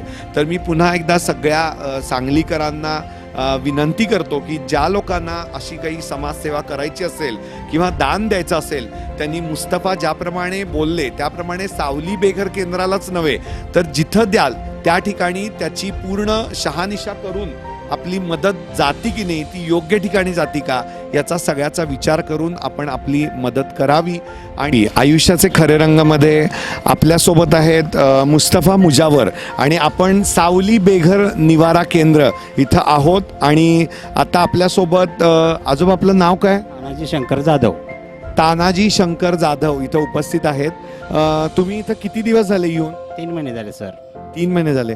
कसा काय अनुभव आहे तुमचा इथला? अतिशय सुंदर असं सावली बेघर निवारा केंद्रातून आम्हाला अन्न, वस्त्र, निवारा व औषध पाणी ते सर्वरित्या पुरवलं जातं आणि आम्ही अतिशय सुंदर इथं वावरत आहोत. तुम्हाला इथं सगळे फॅमिली असल्यासारखं वाटतंय ना? मस्त. हो सर, फॅमिलीपेक्षा बी सुंदर सुंदर असं वाटतंय सर. हे सगळ्यात महत्वाचं आहे की फॅमिलीपेक्षा सुंदर आणि काय असू शकतं, म्हणजे स्वर्गात असल्यासारखं तुम्हाला वाटतंय. स्वर्गाहूनही चांगलं आहे सर. म्हणजे आपल्याला स्वर्ग बघायला मिळाला असं म्हणायला हरकत नाही. आपल्यासोबत हे जे आजोबा आहेत मी त्यांच्याकडनं जाणून घेणार आहे. आजोबा तुम्ही कुठून आलायत आणि तुम्हाला आणलं गेलं का तुम्ही आलाय तिकडं? हां, आम्ही मिरज तालुक्यातून एंडोली गाव या गावी असं उघड्यावरच इकडे तिकडे झाडाखाली कुठे तर टपरी एखादा मिळेल का बघून राहत होतो. टपरी काय मिळत नव्हती तरी तिकडे उघड्यावर राहत होतो. एका मित्राच्याकडून जुनी मोडकी एक ओमिनी व्हॅन घेऊन त्याच्यामध्ये झोपत होतो. असेच आमच्या सरांना मुस्तफा सरांना माझी बातमी कळली आणि त्यांनी ताबडतोब येऊन मला सावली बेघर निवारा केंद्रामध्ये आश्रय दिला. मग तुम्ही ओमनी म्हणजे राहत होतात, ओमनीमध्ये राहत होतात म्हणजे कसं राहत होतात? म्हणजे थोडं मला तुम्ही सांगितलं तर फार बरं वाटतं. मला असं कोणतरी विद्यार्थी ते उचलून ठेवत होतो. मी पहिला कॉम्प्युटर शिक्षक आहे. कॉम्प्युटर सॉफ्टवेअर हार्डवेअर दोन्ही मला येतं. किती महत्त्वाचं आहे ही गोष्ट. हे आजोबा जे आहेत ते कॉम्प्युटर सॉफ्टवेअर आणि हार्डवेअर इंजिनियर म्हणून कार्यरत होते आणि आत्ता जरी तुम्हाला काम दिलं तर तुम्ही करू शकाल? आता दिलं तर करू शकतो. याच्या अगोदर मात्र 3 महिने पाठीमागं माझ्या अंगामध्ये काही शक्ती नव्हती. बेघरवर याच्या अगोदर बेघरवर आल्यानंतर शक्ती आलेली आहे. आता दिलं तरी देखील मी काम करू शकतो. तर या 3 महिन्याच्या अगोदरपर्यंत मी एक 10-15 वर्ष केलो. अशक्तपणा शक्ती विकनेसपणामुळे मी 2-3 महिने केलो नाही. नंतर आता इथं आल्यानंतर मला शक्ती ते प्राप्त झालेली आहे. मी आता देखील हार्डवेअर सॉफ्टवेअर इथे बसून कोणाच्याही घरी कुठल्याही गावामध्ये कुठल्याही जिल्ह्यामधला कॅम्प्युटर बंद पडलेला मी इथून चालू करू शकतो. असे हे दिग्गज व्यक्तिमत्व, हिरेच म्हणायला हरकत नाहीत मुस्तफा, की एखाद्या शिकलेला मुलगा सुद्धा एवढं कॉन्फिडेंटली सांगू शकत नाही तेवढं कॉन्फिडेंटली हे आजोबा सांगतायत. आमच्या कुटुंबातील आमची आई 100 वर्षाची होती. वडील 80 वर्षाचे असताना वारले. आई 100 वर्षाचे असताना वारली. दोन्ही मेंटल होते आणि माझी बहीण अपंग होती. ते देखील जन्मल्यापासून 57 वर्ष एका अंतरावर झोपूनच होती. 57 वर्षानंतर ती मृत्यू झाली आणि आम्ही दोघं अपंग आणि ते दोघं चक्रम असं आमचं कुटुंब होतं. तिघं आई वारली, वडील वारले आणि बहिणी वारली. आता मी एकटा शिल्लक राहिलो. हे सरांना मुस्तफा सरांना कळल्यानंतर सरांनी मला इथं आणून इथं सर्व काही मला प्राप्त करून दिलेलं आहे. मी आता सध्या कम्प्युटरवर देखील आमच्या सावली बेघर निवारा केंद्राची एक वेबसाईट बनवत आहोत आणि ते बनवल्यानंतर आम्ही तुम्हाला अवश्य भेट देऊ सर. खूप छान असं व्यक्तिमत्व, हे एक हिराच म्हणायला पाहिजे, जे सॉफ्टवेअर आणि हार्डवेअर इंजिनियर आहेत आणि सावली बेघर केंद्राची ते साईट स्वतः तयार करतायत. अशा व्यक्तिमत्वाला मानाचा मुजरा करताय, कारण असे लोक अजून आहेत खरं तर जगात. आणि त्यांची धडपड बघा, जगण्याची धडपड म्हणा किंवा ते जे आत्ता स्ट्रगल करत आलेले आहेत, हे यांचं खरंच आयुष्य इतकं कठीण आहे की आई वडील असे, बहीण अशी, पण तरीसुद्धा ते शिक्षणाला थांबले नाहीत. हे त्यांचं कौतुक आहे. वयाच्या 52 म्हणजे या उतार वयामध्ये एखाद्या व्यक्तिमत्वाला असं वाटतं की आपण घरात विश्रांती करावी. आता त्यांना मुस्तफासारखा माणूस भेटलाय म्हटल्यानंतर एखादा व्यक्ती म्हणेल की नाही बाबा मी घरात बसून काढतो, आता मला तू सगळं देतोयस. पण त्याचं तसं नाही आहे. मुस्तफानं जे काही दिलंय आता या काकांच्या बोलण्यातनं जाणवतंय की नुसतं इथं येऊन बसणं हे लोकांनाही मान्य नाही. आणि अशा याच्यामध्ये सगळेजण इथं झाडत असतात, पुसत असतात, स्वच्छता ठेवत असतात आणि या सगळ्यांमुळं हे सावली बेघर केंद्र उभं आहे असं म्हणायला हरकत नाही.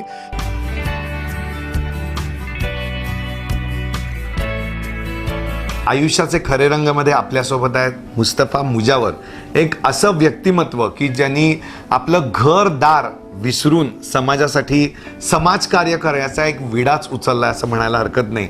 आणि त्यांचे पूर्ण फॅमिली मेंबर्स आपल्यासोबत आहेत. त्यांचे मोठे भाऊ, आपलं नाव काय सर? राजू मुजावर. त्यांच्या मिसेस नाव काय आपलं? समीना. आणि त्यांच्या आई उपस्थित आहेत. अच्छा. मी सर्वांचं आयुष्याचे खरे रंगामध्ये सर्वांचं आधी स्वागत करतो. आणि मला आईंना प्रश्न विचारायचा आहे की मुस्तफा लहानपणापासून असे होते का? लहानपणापासूनच असे आहेत. आणि समाजासाठी सारखं झोकून द्यायचं. मग तुम्ही ओरडला नाहीत का कधी? तेवढाच थांबायचा आणि असंच करायचा. अच्छा, म्हणजे ओरडलं तरी तेवढ्या पुरतं थांबायचा. हा. आणि नंतर मग परत त्याचा त्यांच्या काही लहानपणातली अशी काही आठवण तुम्हाला आठवतीये का की सांगावी सारखी वाटतेय का? की आठवत नाही मला, ध्यानात येत नाही माझ्या, म्हणून बसतो. अच्छा, म्हणजे हे आत्ता तरी ऐकतात का तुमचं? ऐकतात का? आता ह्या समाजसेवेमध्ये पूर्ण यांनी झोकून दिलंय. घरात किती वेळ असतात ते? समाजसेवेमध्ये असतो सारखा. घरात येतच नाहीत? घरात येत नाही. मग रात्री अपरात्री जावं लागलं की तुम्हाला ओरडता की नाही? मग तुम्ही ओरडतो की. ऐकतंय कोण? पण ऐकत नाही. ऐकत नाहीत अजिबात. मग आता ह्यांनी घरात राहावं असं तुम्हाला वाटतं का? वाटतंय की. तुमचं काय मत आहे? त्यांचं असं म्हणणं आहे की तुम्ही घरात राहावं आणि तुम्ही राहतच नाही घरात. मला पण म्हणून वाटते की घरात राहावं, मुलीबरोबर खेळावं, आईबरोबर मुलाबरोबर खेळावं, लई इच्छा आहे. पण मी जर माझ्या फॅमिलीबरोबर लक्ष दिलो की माझ्या फॅमिलीवर लक्ष द्यायला सगळे भाऊ ते नाहीत, सगळेजण आहेत. पण जे आपली जी मोठी बाहेरची फॅमिली आहे त्यांच्यावर लक्ष देणार कोण? हा मनात विचार आहे. यांचं असं म्हणणं आहे की आता जे निवारा बेघर केंद्र सुरू केलेलं आहे तिथे त्यांची खूप मोठी फॅमिली आहे. तर त्या फॅमिलीकडे ह्यांना जर दुर्लक्ष केलं मुस्तफानी तर खूप त्यांना खूप वाईट वाटेल. तर म्हणून ते त्यांच्यावर फोकस करतायत आणि म्हणून ते तुमच्याकडे येत नाही आहेत. तर तुमचं काय सांगावंसारखं वाटतंय तुम्हाला यांना? मला बरं वाटतंय. अच्छा, त्यांनी घरात आल्यानंतर तुम्हाला बरं वाटतंय? म्हणजे किती अर्धा तास तरी असतात का घरात? घरात असतो त्या. मग आज धरून आणलं की नाही? आज कसं वाटतंय तुम्हाला? बरं वाटतंय. बरं वाटतंय ना? आणि तुम्ही त्यांच्याबरोबर असं मस्त गप्पा मारताय, कसा अनुभव आहे तुमचा? बरं आहे. खूप छान वाटलं ना तुम्हाला? मला तुमच्या मिसेसकडे वळायचंय आता. त्यांनी पहिल्यांदाच जीव अशी केली. म्हणजे कशासाठी तुम्ही जीव अशी केली? आता मी ह्यांच्याबद्दल काय बोलणार? ह्याच्यासाठी का भीती वाटती म्हणून? थोडीशी भीती वाटते. कशाची भीती वाटली? यांची भीती वाटली का? त्यांची नाही, कधीच वाटली नाही ना? नाही तसं का रिलेशन आमचं चांगलंच आहे, काय प्रॉब्लेम नाही तसं. मला एक सांगा, तुमच्या लग्नाला किती वर्ष झाली? 9 वर्ष पूर्ण झाल्यात. 9 वर्ष पूर्ण झाली. हे लग्नाच्या आधीपासूनच समाजसेवेमध्ये झोकून दिलेलं होतं, बरोबर आहे? मग तुम्ही जेव्हा हे समाजसेवा एवढं काम करत होते आणि अशा वेळेला तुम्ही आल्यानंतर तुम्हाला असं वाटलं नाही की आपल्या नवऱ्याने आपल्याला वेळ द्यावा, असं कधी जाणवलं नाही तुम्हाला? नाही, तसं थोडं प्रॉब्लेम झालं, भांडण पण झाले, पण नाही, पण आमचं टाइम काढतात तिने, तसं काय प्रॉब्लेम. तुमची जेव्हा भांडणं होतात, एक अगदी पर्सनल प्रश्न विचारतो, तेव्हा माघार हे घेतात का तुम्ही घेता? तिनेच घेतात. त्यांनीच घेतात. हा, म्हणजे त्यांना ते माहिती आहे ह्या सगळ्या गोष्टी. मुस्तफा जाणू नये की तो वेळ देऊ शकत नाहीये आणि त्यामुळं भांडणं झाली तरी माघार हा मुस्तफालाच घ्यायला लागतो, कारण त्यात तुमची चूक आहे हे तुम्हाला माहिती आहे. आणि अशी काही गोष्ट घडली आहे का की तुम्हाला काहीतरी बाहेर जायचंय किंवा काहीतरी कोणाच्या तरी कार्याला जायचंय, कुठेतरी जायचंय, बाहेर फिरायला जायचंय, ठरवलंय आणि असं काहीतरी फोन आलाय आणि हे तुम्हाला सोडून गेलेत, नाही मी जातो म्हणून, असं बऱ्याच वेळेला होत असेल, पण एखादा किस्सा तुम्हाला आठवत असेल तर सांगू शकाल का? आता परवाच झालंय. बहिणीच्या मुलग्याचं बर्थडे होतं परवा दिवशीच आमच्या, माझं. हां, येतो म्हणून सांगितले, आलेच नाहीत तिने. म्हणजे येतो म्हणून सांग, कुठं राहतात त्या? सांगलीमध्येच आहेत. येतो म्हणून सांगितलं होतं आणि आलेच नाहीत. आले नाहीत. आमच्या दिराच्या पोरग्यानं मला जाऊन सोडले तिथं. मग नंतर हिने रात्री घ्यायला आले मला तिथं. मग रात्री घ्यायला आले पण? हां, आले. आले म्हणजे तेव्हा आले. नाही, तसं टाइम देतात, तसं काही प्रॉब्लेम नाही. आणि त्यांनी जेव्हा समाजकार्य सुरू केलं, म्हणजे हे फार अवघड आहे. म्हणजे मला सुद्धा विचारताना आज त्यांच्या अशा ह्याच्यात आलंय की प्रत्येक वेळेला की बायको, आई आणि घरातले ह्यांची साथ ही किती इम्पॉर्टंट आहे हे त्यांनी आज क्लिअर केलं की घरातल्यांची साथ नसती, आईची साथ नसती, बायकोची साथ नसती तर आज मी या लेवलला पोचलो नसतो. तुमचं काय मत आहे की तुम्हाला आता 9 वर्षानंतर अगदी क्लिअर विचारतो, पश्चाताप होतोय का अभिमान वाटतोय? अभिमान आहे माझ्या नवऱ्याचं आणि गर्व पण आहे माझ्या नवऱ्याचं. एवढंच काय, आमचे पप्पा पाहिजे होते, हे गर्व बघायचे माझ्या नवऱ्याचं. अच्छा, म्हणजे त्यावेळेला जेव्हा मी लकी मानतो, मी भाग्यवान मानतो की ह्या माझ्या नशिबात आहेत म्हणून, हे माझे पती आहेत म्हणून. अगदी खरी गोष्ट आहे, कारण असे पती मिळणं हे सुद्धा भाग्याचं लक्षण आहे. कारण जो व्यक्ती आपल्या घरातल्यांचे नाही तर बाहेरच्या भटक्या जे लोक आहेत, वयस्कर लोक आहेत, जी असं मला म्हणायला सुद्धा आता जीभ माझी झडतीये की आपण पूर्ण सगळे बेघर, आता बेघर निवारा केंद्राला आपलं निवारा केंद्र नाव दिलेलं जास्त बरं पडेल असं मला वाटतंय. कारण बेघर म्हणजे पर्टिक्युलरली म्हणताना सुद्धा बेघर असं म्हटलं जातंय आणि मुस्तफाचं काम हे बेघर लोकांसाठी आहे. तर मला असं वाटतंय मुस्तफा आपण नाव बदलायला पाहिजे, कारण आत्ताच सांगितलं की त्यांना तुमचा खूप अभिमान वाटतोय. मला प्रकाश आमटे सरांनी फोनवर बोलतो म्हणले बेघर हे शब्द काढायला पाहिजे. मी ऐकतो अशी बोलतो आणि आपण जे नाव सांगितलं तेच नाव त्यांनी म्हणले, सावली आपलं घर, आपलं घर. नाव ठेवा. बघा, म्हणजे समविचारांचे लोक एकत्र आल्यानंतर बहुतेक याच्यावर शिक्कामोर्तब लवकरच होणार आहे. आणि आणखी एक मला तुम्हाला प्रश्न विचारायचा आहे की जेव्हा तुम्ही लग्न तुमचं ठरलं आणि हे समाजसेवा करतायत हे म्हटल्यानंतर तुमच्या आईवडिलांची काय प्रतिक्रिया होती? प्रतिक्रिया तर काय आता नाही, जे असेल ते, म्हणजे आता हे खूप मोठ्या लेवलला गेलेले आहेत. काही काही वेळेला काय असं होतं, म्हणजे माझा सुद्धा अनुभव म्हणून मी सांगतो, काही काही वेळेला माझे सासरे बोलत नाहीत माझ्याशी, समाजसेवा काय करताय, कसली तुम्ही समाजसेवा करताय, आधी घर बघा असं म्हटलं जातं. तुमच्या घरात असं काही होतं? आमच्या मम्मींचं तसं काही प्रॉब्लेम नाही, काही नव्हतं. त्यांना पण भरपूर गर्व आहे की जावे असं आहे त्यांचं. अच्छा, म्हणजे त्यांना खूप गर्व हे होतंय की असे जावई मिळाले त्याचा. ओके. सांगायचं म्हणजे तुम्हाला सांगतो की त्याला सांगितले नसतील पण बाहेरनं मला कळालं की आमचे जे सासरवाडी आहे ते सगळे क्लास 1 अधिकारी ते असे सगळे सासरवाडीतले, म्हणजे त्यांनी सहज बोलता बोलायला म्हणे तो पानपट्टीत बसतो, समाजसेवा करतो. तर मला जे लग्न ठरवायला मध्यस्थी म्हणजे माझ्यासारख्याला कोण पूर्ण जे शकील भैया म्हणून होते त्यांनी म्हणले त्या मुलालाच मुलगी द्यायची. अच्छा. आणि आई वडिलांनी थांबून म्हणले तिथंच द्यायची. आणि ज्या वेळेला मला दिलं तेव्हा तो म्हणला की मुलगी तिथं राहील का नाही या त्या सासरवाडीचे विचार, म्हणजे मला सांगितलेलं नाही, आमच्या मम्मीला आणि काकाला ते टेन्शन होतं राहील का नाही म्हणून, कारण असं आउटसाईड मध्ये कधीच आम्ही येणं जाणं नव्हतं, बरोबर. हो, सिटीत राहिले. त्यामुळे सिटीत राहिलेलं आम्ही, त्यामुळे त्यांना टेन्शन होतं. आता एक खूप असा खरं तर विचारायला नाही पाहिजे पण मी विचारतोय, यांनी सुरुवात केली ह्या सगळ्या समाजकार्याला तेव्हा त्यांच्याकडं मध्यंतरी पण पुराच्या वेळेला तुमच्याकडं चोरी झाली.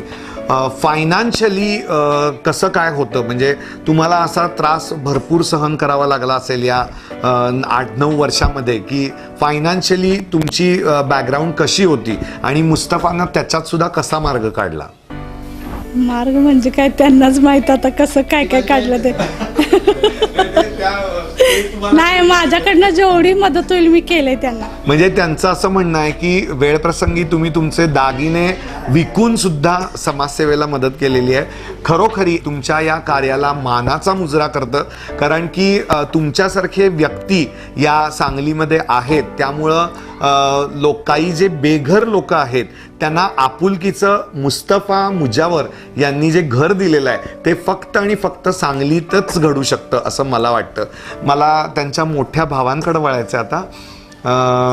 आपलं नाव काय सर? नमस्ते, राजू मुजावर. तुम्ही बोलतानाच खूप इमोशनल झालेला आहात. तुमच्या भावाबद्दल तुमचं मत काय आहे सर? कसं आहे, हुजूर सल्लल्लाहु अलैहि वसल्लम यांनी समाजासाठी अख्खा या जगासाठी जे केलं होतं. आणि माझी आई, पूर्वी आम्ही खनबागामध्ये एका मशिदीच्या समोर राहायचो. एका खोलीमध्ये 5 भावंडे आमचा परिवार असायचा. वडील राबायचे. जेव्हा त्यांची आठवण येते डोळ्यामध्ये नकळत अश्रू येऊन जातात. कारण राबणारा माणूस आनंदाचे दिवस बघायला नाही आहे. हा, म्हणजे आता त्यांनी झाड लावलेलं आहे आणि त्याची फळं खायला ते त्यावेळेला काय व्हायचं, त्या मशिदीमध्ये वगैरे जाणार, कुठल्याही जाती धर्माचे असून देत, त्या मशिदीजवळ बसायचे.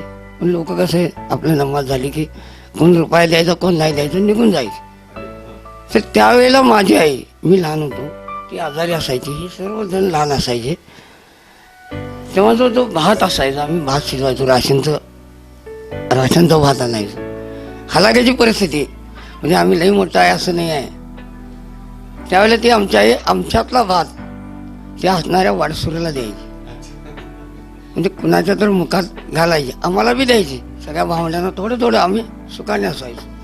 अशा परिस्थितीमध्ये आम्ही गोळ्या बिस्किट विकत विकत जेवढे दुःख आमच्या परिवारामध्ये आले ते सगळे दुःख सर्व भावंडांनी डोळ्यांनी बघितलेले आहे. आणि त्यांना झेलण्याची ताकद ह्या मातापितांनी आमच्या शरीरामध्ये दिलेली आहे. आणि तोच पाया, आणि त्याला काय म्हणतो आपण हिंदीमध्ये एक म्हणतो, ती सवय, शिकवण, समाजकार्याची शिकवण. म्हणजे हिंदीमध्ये एक म्हण आहे की नेकी कर दर्या मिळाल, तसं हा सगळा पाया ह्याच्याकडे गेला. आणि काय त्याच्या मनामध्ये शॉक लागला देवाला माहीत. ते नाही, ही वेगळ्या धाटणीची माणसं, दुसऱ्यासाठी नाही, मागं बघणार नाही. बायको आजारी आहे, मुलगी आजारी आहे, आई आजारी आहे, हा आलो त्यांच्या त्या ह्याच्यामध्ये असतात. आणि आत्तापर्यंत या शाहू फुले आंबेडकरांच्या या नगरीमध्ये आम्ही बघितलेले आहेत अशा धाटणीची लोक वेडी असतात. आणि त्या चांगल्या कार्यासाठी त्यांच्या वेळ असतं. त्यांना कशाची तमा नाही, म्हणजे पैसा मिळेल, प्रसिद्धी मिळेल, मी जेवलोय का काय नाही. अक्षरशः तुम्हाला सांगतो, एक वेळ मी जाऊन त्या सेंटरमध्ये त्याला झापलेला आहे. नाही, स्वतःच्या आरोग्याकडे बघणंच नाही आहे. जसं आई म्हणाल्या की त्यांना घरी वेळ द्यायला वेळच नसतो, कारण रात्री अपरात्री सुद्धा जावं लागत असेल. किती झालं तर आकाशात घार उडाली तरी पिल्ल्याकडे लक्ष असतं, तसं म्हातारीचं आमचं सगळ्यांच्याकडे लक्ष असतंय. पण आम्हीच त्याला चिडवतो, गप आता आहेत बघतात प्रत्येक जण, पण नाही, ते म्हणणं आहे ना. बरोबर आहे. कितीही आपण जरी मोठं झालो तरी त्यांच्यासाठी आपण कायम लहानच राहणार आहे आणि त्यांची काळजी कधीच संपणारी नाही आहे. खूप छान तुम्ही आता उदाहरण दिलं की तुमच्या वडिलांचं आणि तुम्ही जे घेतलेले कष्ट आहेत आणि हे सगळे यांच्या मुस्तफामध्ये दिसत आहेत, ते तुमच्या सगळ्यांच्यातच दिसत आहेत. आणि मुस्तफानी आपण मगाशीच बोलता बोलता जर म्हटलं की आई, बायको आणि हे सगळं कुटुंब तुमच्या पाठीशी आहे, त्यामुळं तुम्ही आज हे सगळं करू शकता, समाजासाठी करू शकता. याबद्दल तुमचं काय मत आहे की तुम्ही हे सगळे पाठबळ देतात, तुम्हाला सगळे हे मदत करतात, वेळेला सगळे तुम्हाला मदत करतात, त्यामुळं हे तुम्ही एवढं करू शकता का? हो, भरपूर. म्हणजे घरच्यांची साथ, म्हणजे कसं आहे की माणसाला एक इच्छा असते की माझं घर व्यवस्थित राहावं, घरातले कुटुंब व्यवस्थित राहावं. तर आता माझं कुटुंब व्यवस्थित आहे, बरोबर, सांभाळायला तयार आहे. माझ्या मुलगी आजारी पडली, बायको आजारी पडली, कोणतरी घेऊन जाऊन दवाखान्याला घेऊन जातील. मला हा सपोर्ट एवढा मोठा आहे ना, समोर इकडे एका बाजूला पैशाचा ढीग लावला तर मी घेणार नाही, पण माझ्या घरच्यांनी जर सपोर्ट दिला तर मी भरपूर काम करू शकतो. अजून मला भरपूर काय करायचं आहे, अजून भरपूर काय शिकायचं आहे मला. भरपूर ह्या माझं एक मत आहे की हे वृद्धाश्रम ते सगळे बंदच व्हावे. बरोबर. याच्यासाठी मला एक लढा उभा करायचा आहे. अच्छा, म्हणजे वृद्धाश्रम. आणि आता गव्हर्नमेंटने थोडंसं पाऊल पुढे उचललेलं आहे त्यासाठी. 2007चा कायदा बी पास केलेला आहे. त्यानुसार या बेघरांसाठी काहीतरी कायदा निघावा याच्यासाठी मी थोडं प्रयत्न करणार मग जरूरच करणार आहे. कारण की हा कायदा निघालाच पाहिजे. अगदी. नाहीतर रस्ते- आणि निश्चितच तुमच्या या सगळ्या प्रयत्नांना नक्कीच यश आपल्याला मिळणार आहे. तुम्हाला काही बोलायचं होतं? सांगायचं होतं की एखादी संस्था चालवत असताना येणाऱ्या अडचणी, मी बी एका सामाजिक संस्थेत काम करतो, पण तिथं ते हाय लेवलचे लोक काम करतात, त्यांना ते पण एकटा माणूस लढत असताना येणाऱ्या अडचणी आणि एक दिवस अक्षरशः हा रडत बाजूला गप्प बसला होता. मला कोणाला काय बोलला नाही, कोणाला घरी बोललं नाही काय, पण किती झालं तर माझ्या रक्ताला डोळ्यावरचे हावभाव लक्षात येतात. बरोबर. म्हणजे काय झालं अशा अडचणी साथ देणारे मित्र ऐन वेळेला बाजूला झाले. पण त्याला एकच म्हटलं की हिंमत ना हार, चल चला चल, अकेला चल. पण ज्या वेळेला त्याच्या डोळ्यातले अश्रू पुसले गेले आणि मला न सांगता त्यानं बायकोचे दागिने घाणवड ठेवले आणि जाऊन त्या संस्थेचं सगळं हे पूर्ण करून त्या लोकांचं भागवलं, तेव्हा त्याचा आनंद झाला. आणि ते परत ते हळूहळू ते दागिने सोडून आणला. म्हणजे काय, एखादं काम करत असताना लोक बरोबर चल रे पुढे म्हणतात आणि नंतर मागं येतात. बरोबर. काठावर सोडलेलं. मी तुझ्या पाठीशी आहे, पुढे नाहीये. हा, काटाशी मी आता पाहिलेलं भरपूर असं काठावर त्याला तरंगत ठेवलं होतं, पण त्याने हिंमत हारला नाही. कारण त्याच्या नावामध्ये मुस्तफा आहे, हिंमत न हारणारा माणूस आहे. बरोबर, खरी गोष्ट आहे. नावातच सगळं आहे, हिंमत न हारणं.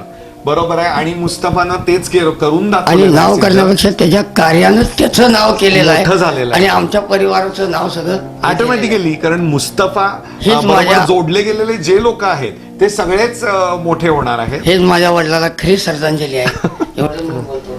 Thank you very much. खूप छान बोललात. मला परत तुमच्याकडे वळायचं आहे की आत्ताच त्यांच्या मोठ्या भावानी पण सांगितलं की त्यांनाही माहिती नव्हतं की तुम्ही तुमचे दागिने गहाण ठेवून ह्या सगळ्या संस्थेला मदत केली. त्यावेळेला तुमच्या भावना काय होत्या? म्हणजे हे मुस्तफा म्हणजे समाजसेवा करणारे लोक हे वेडेच असतात. म्हणजे आपण असं म्हणूच शकत नाही त्यांना, पण मला म्हणावंसारखं वाटतंय, कारण हे एक प्रकारचं वेडच आहे समाजसेवा. तर अशा माणसाबरोबर तुम्ही जेव्हा संसार करता, जेव्हा आपले दागिने गहाण ठेवता, तेव्हा तुम्हाला असं काही वाटलं नाही का की आता तुमचा मुलगा मुलगी, तुम्हाला मुलगा एक मुलगी आहे का? मुलगी एक मुलगी आहे. ओके. तर त्या मुलीच्या फ्युचरच्या दृष्टीनं तुम्ही कधी विचार केला नाहीत का जेव्हा दागिने वगैरे गहाण ठेवायला लागले त्यावेळेला? नाही, त्यांना भरपूरच अडचण होती, पण मला माहित होते की नंतर काही तर होणार. गहाण ठेवलेलं ते सोडून आणणार मला माहित होतं. हा, म्हणजे हे सगळ्यात महत्वाचं आहे की आपण कुठलंही चांगलं कार्य करत असतो त्यावेळेला अडचणी ह्या येणार, पण त्या अडचणींवर मात केली पाहिजे. आणि तशीच तुमच्या ज्या सहचारिणी म्हणून ज्या तुमच्या पाठीशी उभा राहिल्या, ज्यांनी तुम्हाला जन्म दिला, त्या आई, त्याच्यानंतर तुमच्याबरोबरचे जे साथीदार प्लस तुमचे भाऊ, ह्या सगळ्यांनी जे तुम्हाला मदत केली. आणि मदत म्हणजे नुसती फायनान्शियली आपल्याला नको असती, ती नुसती मॉरली की काही नाही, तू काही काळजी करू नकोस, एवढं जरी म्हटलं तरी सुद्धा ते आपल्याला खूप बळ देऊन जातं असं म्हणतात. आणि ती खरी गोष्ट आहे. या सगळ्यांच्या बोलण्यातनं ते जाणवतंय की तुमचा म्हणजे आत्ता सुद्धा तुम्ही आलायत, तुमचं इतकं ते चंचल आहेत, तिथं काय झालं असेल बहुतेक असंच लक्ष त्यांचं असणार आहे. कारण ते इतके वळवळ करतायत, 5 मिनिट सुद्धा बसत नाहीत. आणि ह्यांना मी कधीच असं एका जागी बसलेलं बघितलेलंच नाही आहे. आत्ता ते आम्ही धरून बसवलंय म्हणून बसलेत. आणि तेवढाच तुम्हाला पण आनंद मिळाला की नाही बसलेलाच? तुमच्या शेजारी असं बसून नाही तर कधी त्यांनी इंटरव्ह्यू दिला असता. तर आमचं एवढंच म्हणणं आहे की मुस्तफाच्या या कार्यामध्ये तुमचा सगळ्यांचाच तेवढाच हातभार आहे. जेवढ्या लेवलला आज मुस्तफा पोचलेला आहे त्याच्या सगळ्याचं श्रेय त्या मुस्तफानी ऑलरेडी तुम्हाला दिलेलं आहे. आणि आमच्या पुन्हा एकदा तुम्हाला मानाचा मुजरा करतं. असंच आपण मुस्तफा आणि त्यांच्या कुटुंबांबरोबर एक चर्चा करणार आहोत. एक घेऊया छोटीशी विश्रांती, बघत राहूया आयुष्याचे खरे रंग.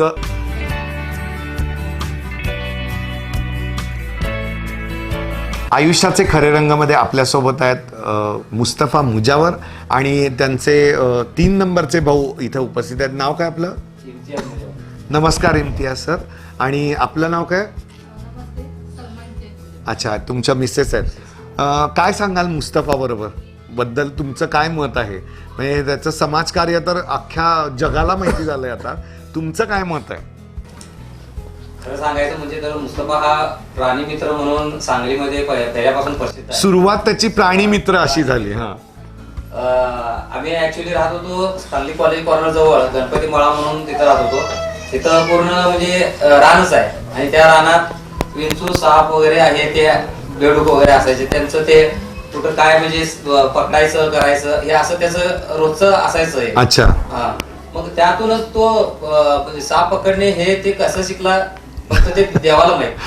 त्याला कोणी गुरु नाहीये, कोणी शिकवत ते नाही. त्याचं त्याने शिकलेलं आहे सगळं. ओके. स्वतःहून शिकलाय आणि असं करत करत तो प्राणी मित्र नंतर वृक्ष मित्र असं होत आज तो एक अवलिया, बेघर लोकांचा अवलिया म्हणून आता सांगलीमध्ये पूर्ण फेमस झालेला आहे.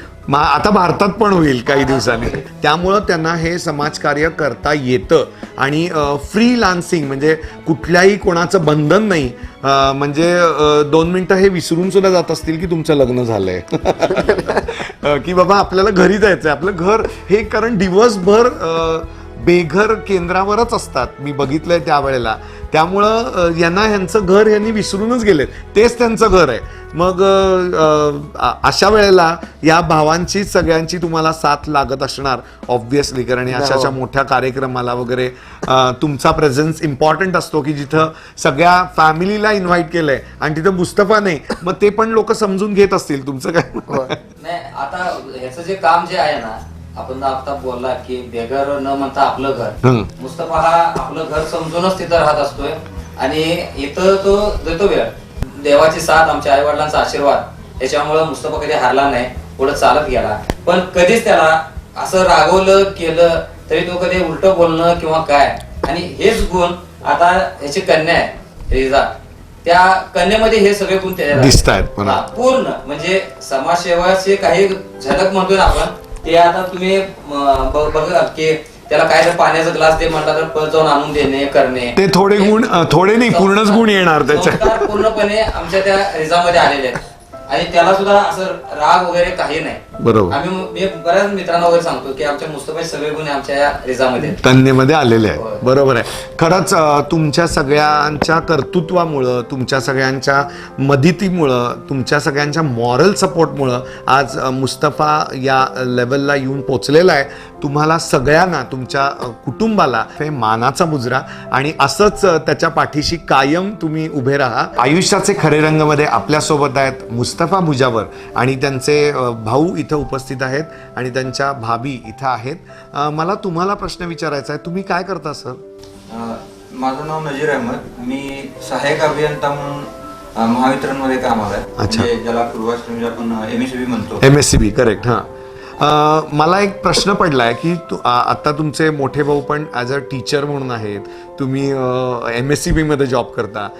मग तुम्हाला मुस्तफा हे या कार्यामध्ये असं कधी जाणवलंय का की नाही बा मुस्तफानं हे नाही करायला पाहिजे, कारण तो सुद्धा तेवढाच हुशार असणार, ज्या लेवलला तुम्ही आहे तेवढाच तो हुशार आहे, पण त्याचं समाजकार्यामध्ये एवढं प्रेम आहे की तुम्हाला कधी असं जाणीव झाली नाही का की किंवा वाटलं नाही का की यांनी पण असं तुमच्यासारख्या लेवलला येऊन काम केलं पाहिजे, की समाजासाठी त्यांनी एवढं काम केलेलं आहे ते सगळं सोडून यासाठी त्यांनी करावं, घरासाठी वेळ द्यावा, असं वाटत नाही का? आता मी यांचा एकुलता एक धाकटा बंधू आहे, बाकीचे मोठे आहेत. एकुलता एक धाकटा बंधू असं. आणि आम्ही तुम्हाला सांगायचं तर आम्ही बंधू म्हणून कमी राहिलोय, मित्र म्हणून जास्त. म्हणजे आमच्या दादाचं पूर्वीपासून छोट्या छोट्या गोष्टीवर प्रेम असायचं. म्हणजे ते चिमण्या वगैरे जरी असल्या ते दिसलं आणि मी लहानपणी जरा खोडकरपणानं जर फुलपाखराला जरी त्रास दिला तरी त्यावेळी ते मला यांना त्रास व्हायचा. हा यांचा पूर्वीपासून स्वभाव आहे. आणि नंतर त्यावेळेस कळालं होतं की ही व्यक्ती अभ्यासात जास्त पुढे काही करणार नाही आणि त्यांनी तसं ते केलं, कारण मी त्याचा जास्त मित्र म्हणून आहे. तर त्यांनी नंतर पुढे जाऊन हळूहळू घरात मांजर कुत्रे यांचं म्हणजे रांगच लावली होती. गावात रस्त्यात कुठं कुत्रा दिसला, मांजर दिसलं की ते घरात आलंच पाहिजे. हा, एवढं घरात हे होतं. आणि त्यानंतर मग त्यांनी अभ्यासातनं जरासं लक्ष काढून घेतलं होतं. आता कसं वाटतंय तुम्हाला ते एवढ्या मोठ्या लेवलला जाऊन पोचलेले आहेत, मोठमोठे लोक घरी येतात, त्यांना भेटतात, हे त्यांना जाऊन भेटतात, कसा तुमचा अनुभव आहे? दादाबद्दल मला अभिमानच वाटतो. कारण प्रत्येकाला आपलं स्वतःच म्हणजे आपला माणूस मोठा होताना बघायची इच्छा असते आणि त्यानुसार बरं वाटतं. आणि दादांचं मला आता सांगायचं की गेले 30 वर्षापासून ते हे काम करतायत. दादा जेव्हा मोठे होत आहेत तेव्हा खूप बरं वाटतंय. आणि 4 लोक जेव्हा उडबस होते मोठ्या लोकात आणि त्यांच्याकडून दादाबद्दल चांगलं ऐकायला मिळतं, त्यावेळी नक्कीच ऊर भरून येतो. पण खरं सांगायचं तर तुम्हाला दादा की दादानी हे काम चालू करून नाही म्हणलं तर 30 वर्ष झाली. आणि त्याचं फळ म्हणूया किंवा एक नावलौकिक या 5 वर्षात होतंय. हा, या 5 वर्षात जास्त त्याला लिफ्ट मिळालेलं आहे. पण ज्यावेळी यांनी काम चालू केलं तर त्यावेळी लोकांनी खूप त्रास दिलाय. आणि मी पाहिलंय की भरपूर वेळा असं व्हायचं की घरात दादा नसायचे आणि बाहेरचं काम करायचे. मग घरचं खाऊन लष्कराच्या भाकऱ्या का बसतोस म्हणून मार यांनी खाल्लेला भरपूर. आणि त्यांनी खाल्लेला मार मला जवळून बघायला मिळाला. आणि त्यावेळी दुःख व्हायचं. पण शेवटी कसं आहे, ते म्हणतात तसं सोन्याला जर चकाकी यायची असेल तर त्याला झिजावं लागतं थोडंसं. लागतं. तसं झालं आणि खरोखर अभिमान वाटतो आता दादा. असा कुठला प्रसंग तुम्हाला आठवतोय का की खूप मोठा माणूस आहे आणि तुम्ही त्यांच्या समोर गेलेला आहात आणि त्यांनी ह्यांचं कौतुक तुमच्या समोर केलं, असा कधी प्रसंग आलाय का तुमच्यावर? आणि त्यांना माहिती नाहीये की तुम्ही त्यांचे भाऊ आहात असं? असं एकदा झालं होतं. म्हणजे आमच्या ऑफिसमध्ये मीटिंग चालू होते आणि मीटिंग झाल्यानंतर जनरली एक प्रोग्राम अरेंज करायचा आमच्या महावितरणतर्फे विषय चालू होता. आणि त्याबद्दल चर्चा चालू असताना मागच्या एका कार्यक्रमाचा अहवाल देऊन आमचे एक सिनियर सर म्हणाले की अन्नाची वगैरे नासाडी वगैरे होते किंवा ह्या गोष्टी वगैरे आहेत ते आपण टाळलं पाहिजे. याच्यावर आमच्या एका सिनियरनी प्रकाशझोत टाकला. आणि त्यावेळी दुसऱ्या एका सरांनी तडक नाव घेतलं मुस्तफा मुजावर. आणि मुस्तफा मुजावर असं हे करू शकतात आणि हे जे काय अन्न वगैरे नासाडे होणारे वगैरे हे योग्य ठिकाणी ते हे करतील. मग त्यावर चर्चा चालू झाली की कोण मुस्तफा मुजावर. आणि त्यावेळी मुस्तफा मुजावरचा भाऊ म्हणून मी त्या घोळक्यातच होतो, त्या मीटिंग मध्ये होतो. पण चारी बाजूला त्यांच्याबद्दल प्रत्येकजण स्तुतीस्तुमन म्हणूया सांगत होते की तो असं काम करतो, तो तसं काम करतो. काही जण म्हणत होते तो प्राणी मित्र आहे, काही जण म्हणत होते तो अनाथांच्यासाठी काम करतोय. त्यावेळेला तुम्हाला खूप प्राऊड फील झालं असेल की अरे म्हणजे आपल्या भावाबद्दल आपल्या म्हणजे माहिती नसताना एवढे सगळे लोक बोलतात, तर मला खूप अभिमान वाटला असेल त्यावेळेस. आता तुम्ही हे सांगत होता आणि ते अनुभव सांगताना मला अक्षरशः ते अंगावर काटा येत आहे. कारण ती कंडिशन तशी होती की माझा दादा इतका मोठा झाला आणि या सगळ्याच लोकांत पोहोचलाय. मला त्यावेळी काही क्षण असं वाटलं की मी या ओरडून सांगावं सगळ्यांना की तो माझा दादा. तो प्रसंग खूप वेगळा होता आणि सगळ्यांना असंच वाटतंय की नुसतं मुस्तफानी त्यांच्या फॅमिलीलाच नाही तर सांगलीचं पण नाव पुढं नेलेलं आहे. सगळ्या सांगलीकरांना मुस्तफा मुजावर या नावाचा, या कर्तृत्वाचा कायमच अभिमान असणार आहे असं मला तरी वाटतंय. माझ्या दृष्टिकोनातून विचार केला तर तुमच्या मिसेस इथं उपस्थित आहेत.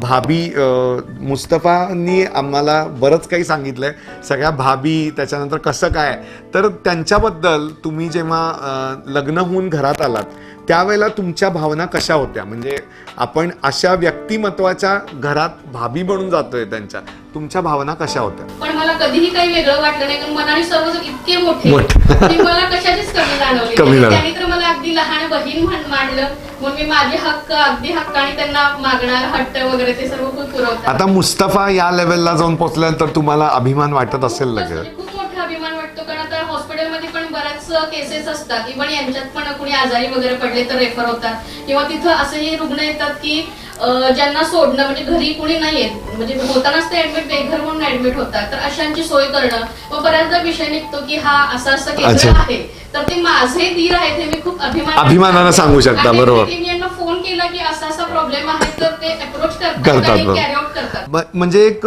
खूप छान बाउंडिंग तुमच्यामध्ये आहे. तुमच्यामध्ये भाभी आणि दीराचं नात्यापेक्षा भाऊ बहिणीचं नातं जास्त आहे. त्याच्यानंतर नात्यांपेक्षा माणुसकी तुम्ही जपता आहात. आयुष्याचे खरे रंगामध्ये आपण आहोत मुस्तफा मुजावर यांच्याबरोबर. त्यांच्या आयुष्यातले खरे रंग आपल्यासमोर सादर होत आहेत आणि त्यांचे सगळे पुतणे इथं उपस्थित आहेत आणि आपण त्यांच्याबरोबर पण त्यांच्याकडनं काही गोष्टी जाणून घ्यायच्यात. काय सांगाल मुस्तफाबद्दल? तुम्ही जर तुमच्या काही गोष्टी घडलेल्या प्रसंग सांगितला तर फार बरं होईल. काकाबद्दल सांगण्यावर म्हणजे खूप भारी वाटते की असं कुठं तर आपण प्राऊड फील करतो. म्हणजे एवढे काकांचे म्हणजे मोठे हे झाले, ख्याती आहे, खरंच भारी वाटते आणि बहुत प्राऊड होते. तर माझ्या कॉलेज जीवनात घडलेला किस्सा सांगतो की आम्ही सर्व मित्रजण असंच नाश्ता करण्यासाठी गेलो होतो स्वामी समर्थ आपण सेंटर तिथे. तर एक आजी आल्या होत्या, कमीत कमी 80-85च्या वयाच्या होत्या. तर आम्ही नाश्ता करत बसलो होतो. त्याने आले की बाबा आम्हाला पैसे पाहिजेत वगैरे असे पाहिजेत म्हटले. तर मी त्यांना विचारलो आजी कुठं राहतात. तर त्या आजी आपल्या नाशिक बीड त्या साईडच्या होत्या. त्यांना कोणतरी म्हणजे असं पोरानं सांगितलं की बाबा आपण असं जायचं गावी. त्यांना स्टँडवर आम्ही सोडलं. ते 2 दिवस तिथंच भटकत होता. मग त्याने आल्या मला असं भूक लागली वगैरे बोलले. मग ठीक आहे म्हणलं आजी म्हणलं आपण देऊया म्हणलं तुम्हाला पैसे वगैरे काही नाही मी तुम्हाला जेवण देऊ शकतो. तर एवढं त्यांना दिलो मी.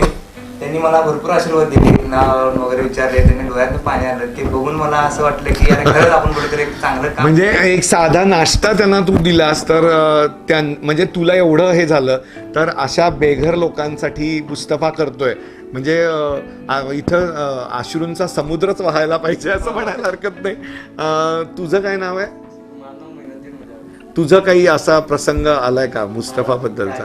प्रसंग आला आरवाड स्कूलमध्ये. अच्छा. त्या ठिकाणी प्रमुख पाहुणे अरे वा, व्हेरी नाईस. आणि त्या ठिकाणी आम्ही असं लाईन मध्ये बसलेलो होतो. तर सर प्राचार्य ते आले आणि आज आपले प्रमुख पाहुणे मुस्तफा मुजावर म्हणून म्हणले. तर माझा जो पाठमागचा मित्र होता त्याने मला असं दिवसला ते म्हणले तुझे काका तर मी होय म्हणतो जरा. तर जे सर्व लाईन होती ना ते बघा यांचं नाही म्हणजे असा तो अनुभव वेगळा होता. तुला काय वाटलं रे तेव्हा आपले काका किती मोठ्या लेवलला?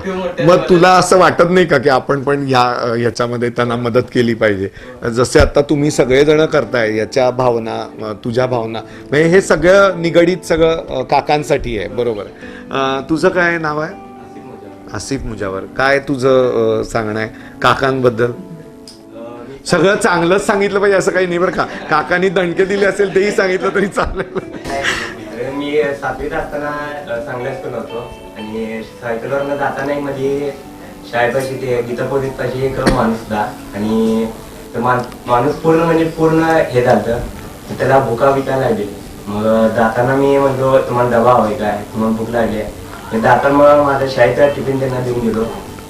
ते म्हणले असं दे म्हणलं टिफिन ठेवा म्हणलं घरात काय होईल म्हणलो. मुस्तफा, काही दिवसांनी तुझी भांडी आम्हाला बाहेर शोधायची वेळ येणार आहे कारण तुझे सगळे पुतणे पण असेच तुझ्यासारखेच जर कार्य करायला लागले तर त्यांचे आई वडील आता तुला शिव्या द्यायला येतील. हे काय करायला लागले? उलट चांगलं ना, कारण आपलं काहीच नाही आयुष्यात, काहीच नाही. भांडी सुद्धा त्यांनी देऊन टाकली म्हणतोय तो. असं त्याचा खूप छान अनुभव आणि एक ह्याच्यात चेष्टेचा भाग सोडून देऊया, पण तुझे सगळे गुण तुझ्या पुतण्यांमध्ये पण उतरायला लागलेले आहेत आणि हे फक्त आणि फक्त तू जे समोर तुझं एम धरून पुढे चाललेलं आहेस की मागं वळून बघत नाही आहेस. कोण तुझ्या बरोबर असो वा नसो, तू तुझं फक्त एम फिक्स ठेवलंयस की मला काय करायचंय. हे तुझ्या फिक्स एम मुळे हे सगळे तुझ्या पुतणे सुद्धा तुझ्या मार्गावर तुझ्या पावलावर पाऊल टाकून पुढे चाललेले आहेत. म्हणजे पुतण्या मला तर येऊन म्हटला की चाचा मी डबा देऊ दे काय. मग बोला रे ते दुसरा डबा घे. तुम्ही असं काही सांगितलं नाही ना, अजून काहीतरी द्यायला पाहिजे होतं? नाही नाही, अजून सुरुवात केलीत. अच्छा, करून आता डब्यापासून सुरुवात. आतापर्यंत म्हणलो मी आयुष्यात मुलांना घडवणार कोणी नसतं, आपणच घडवायचं असतं. अगदी बरोबर. चांगले गुण त्यांना म्हणले, त्यांना नाकारायचं नाही. त्यांना त्यांचं कळालं पाहिजे चूक काय ती. त्यांना ना चुकला नाहीस बरोबर आहे कर्जा नाही. पण मला खूप आश्चर्य वाटतं. आणखी एक इथं आहे, तो कधीपासून वाट बघतोय माझा टर्न कधी आहे, मेरा टाइम कब आएगा असं त्याचं चाललंय. काय तुझं काय, तुला काय सांगायचंय? माझं नाव मुस्लिम काका संग बोलायला म्हणजे असं खरं म्हटलं उच्च लेवलचं काम करतात. परत सरांचा अक्षर निघाला आमच्या काकांचा सरांमुळे. म्हणजे तुमचे सर सुद्धा काकांबद्दलच बोलतात. मग सरांना म्हणा आम्ही आता शिक्षण सोडतो आणि काकांसारखंच काम करतो, चालेल का सरांना? असं विचारलंस का तू सरांना? असं काही नाही ना. पण कसं वाटलं तुला तेव्हा? अभिमान वाटला ना? सरांना अभिमान सांगितले सर माझे काका आहेत. अच्छा, तेव्हा तू अभिमानानं सांगितलंस त्यांना. तुला काय वाटतं रे? तुला असं थोर समाजसेवक व्हावं असं वाटतंय का? तू कितवीला आहेस आता? 9वीला आहे. 9वीच्या मुलांना तू कितवीला आहेस? ITI ला. तू? माझा ITI झाला, तुम्ही काम करतोय. ओके, तू? मुस्तफा, मला असं वाटतंय की या वयातली मुलं जी आता भरकटत चालली आहेत आणि काय व्हॉट एव्हर, तर त्यापेक्षा या गोष्टी त्यांना समजणं फार गरजेचं आहे की आपण समाजाचं काहीतरी देणं लागतो. या दृष्टीनं जर यांनी विचार केला, यांच्यासारखी पुढची पिढी जर खूप चांगल्या लेवलला, आणि तुझ्यासारखे, मी परत एकदा सांगतो की तुझ्यासारखं व्यक्तिमत्व जर महाराष्ट्रात प्रत्येक जिल्ह्यामध्ये एक जर मुस्तफा मुजावर तयार झाला तर या जिल्ह्यात नाही तर या भारतामध्ये कुणीही बेघर राहणार नाही. आणि प्राण्यांना जे सपोर्ट केलं जातं ते मुस्तफाकडनं शिकावं असं मला वाटतं. तुम्हाला काही कोणाचे आभार मानायचे असतील? खरोखर मला दादाने आता सांगितलं की एक संग्रह, ह्या लोकांचा संग्रह म्हणताय, तर खरोखर एक संग्रह उभारणार आहे की आम्हाला कुणाला जमलं नाही ते कार्य, म्हणजे मोठं काम. जेव्हा माझ्या घरी चोरी झाली तेव्हा फेसबुकला पोस्ट गेली, तर मी ज्या पत्रकारांनी टाकलं त्याला मी ओरडलो, तू का पोस्ट टाकलास? तर पोस्ट टाकलेली फक्त 20 मिनिटं झालेली, तर माझे लाडके आणि सगळ्यात मला मारणारे खवळणारे व्यक्तिमत्व म्हणजे किशोर लोल्ला सर यांनी 15 ते 20 मिनिटात त्यांनी 25,000 रुपये डोनेशन पहिला दिले की मुस्तफाचं घर बांधून घ्या. हे घडल्यानंतर स्मृती पाटील मॅडम आणि आभाळ मायत फाउंडेशनचे प्रमोद चौगुले सरांनी म्हणले की मी थोडे पैसे देणार की मुस्तफाचं घर बांधायचं आणि सगळं आर्किटेक्चर मी करणार म्हणले. सगळ्यांचा सपोर्ट झाला म्हणून आज माझं जुनं घर सगळं पाडलंय. आता मी ज्या घरात राहतोय ते भावानं, मम्मी जरा आजारी असल्यामुळे मी तो भाड्यानं राहिलाय. इथला मालकानं बांधून थोडे दिवस झालं तो भाड्यानं राहिलाय. पण सगळ्या कुटुंबाला एकत्र आणणं, मी जसं म्हणतो की आम्ही सगळे हिमसा फाउंडेशन आणि सावली बेगर निवारकर सगळ्या कुटुंबाने एकत्र आणलं, तसं आभाळ फाउंडेशन, किशोर लोल्ला सर, स्मृती पाटील मॅडम आणि मयूरदादा, महापालिका सगळ्यांनी मिळून आम्हाला सगळ्या कुटुंबाला, विभक्त कुटुंबाला आता एकत्र आणणार आहे. आणि मी सांगतो की हा संग्रह एका ठिकाणी एका छताखाली दिसणार आहे लवकरच. Very nice. आयुष्याचे खरे रंग मध्ये आज आपल्या सोबत होते मुस्तफा मुजावर. त्यांना एक सन्मानपत्र देऊन आपण त्यांचं अभिनंदन करूया आणि त्यांच्या पुढच्या वाटचालीला शुभेच्छा देऊया.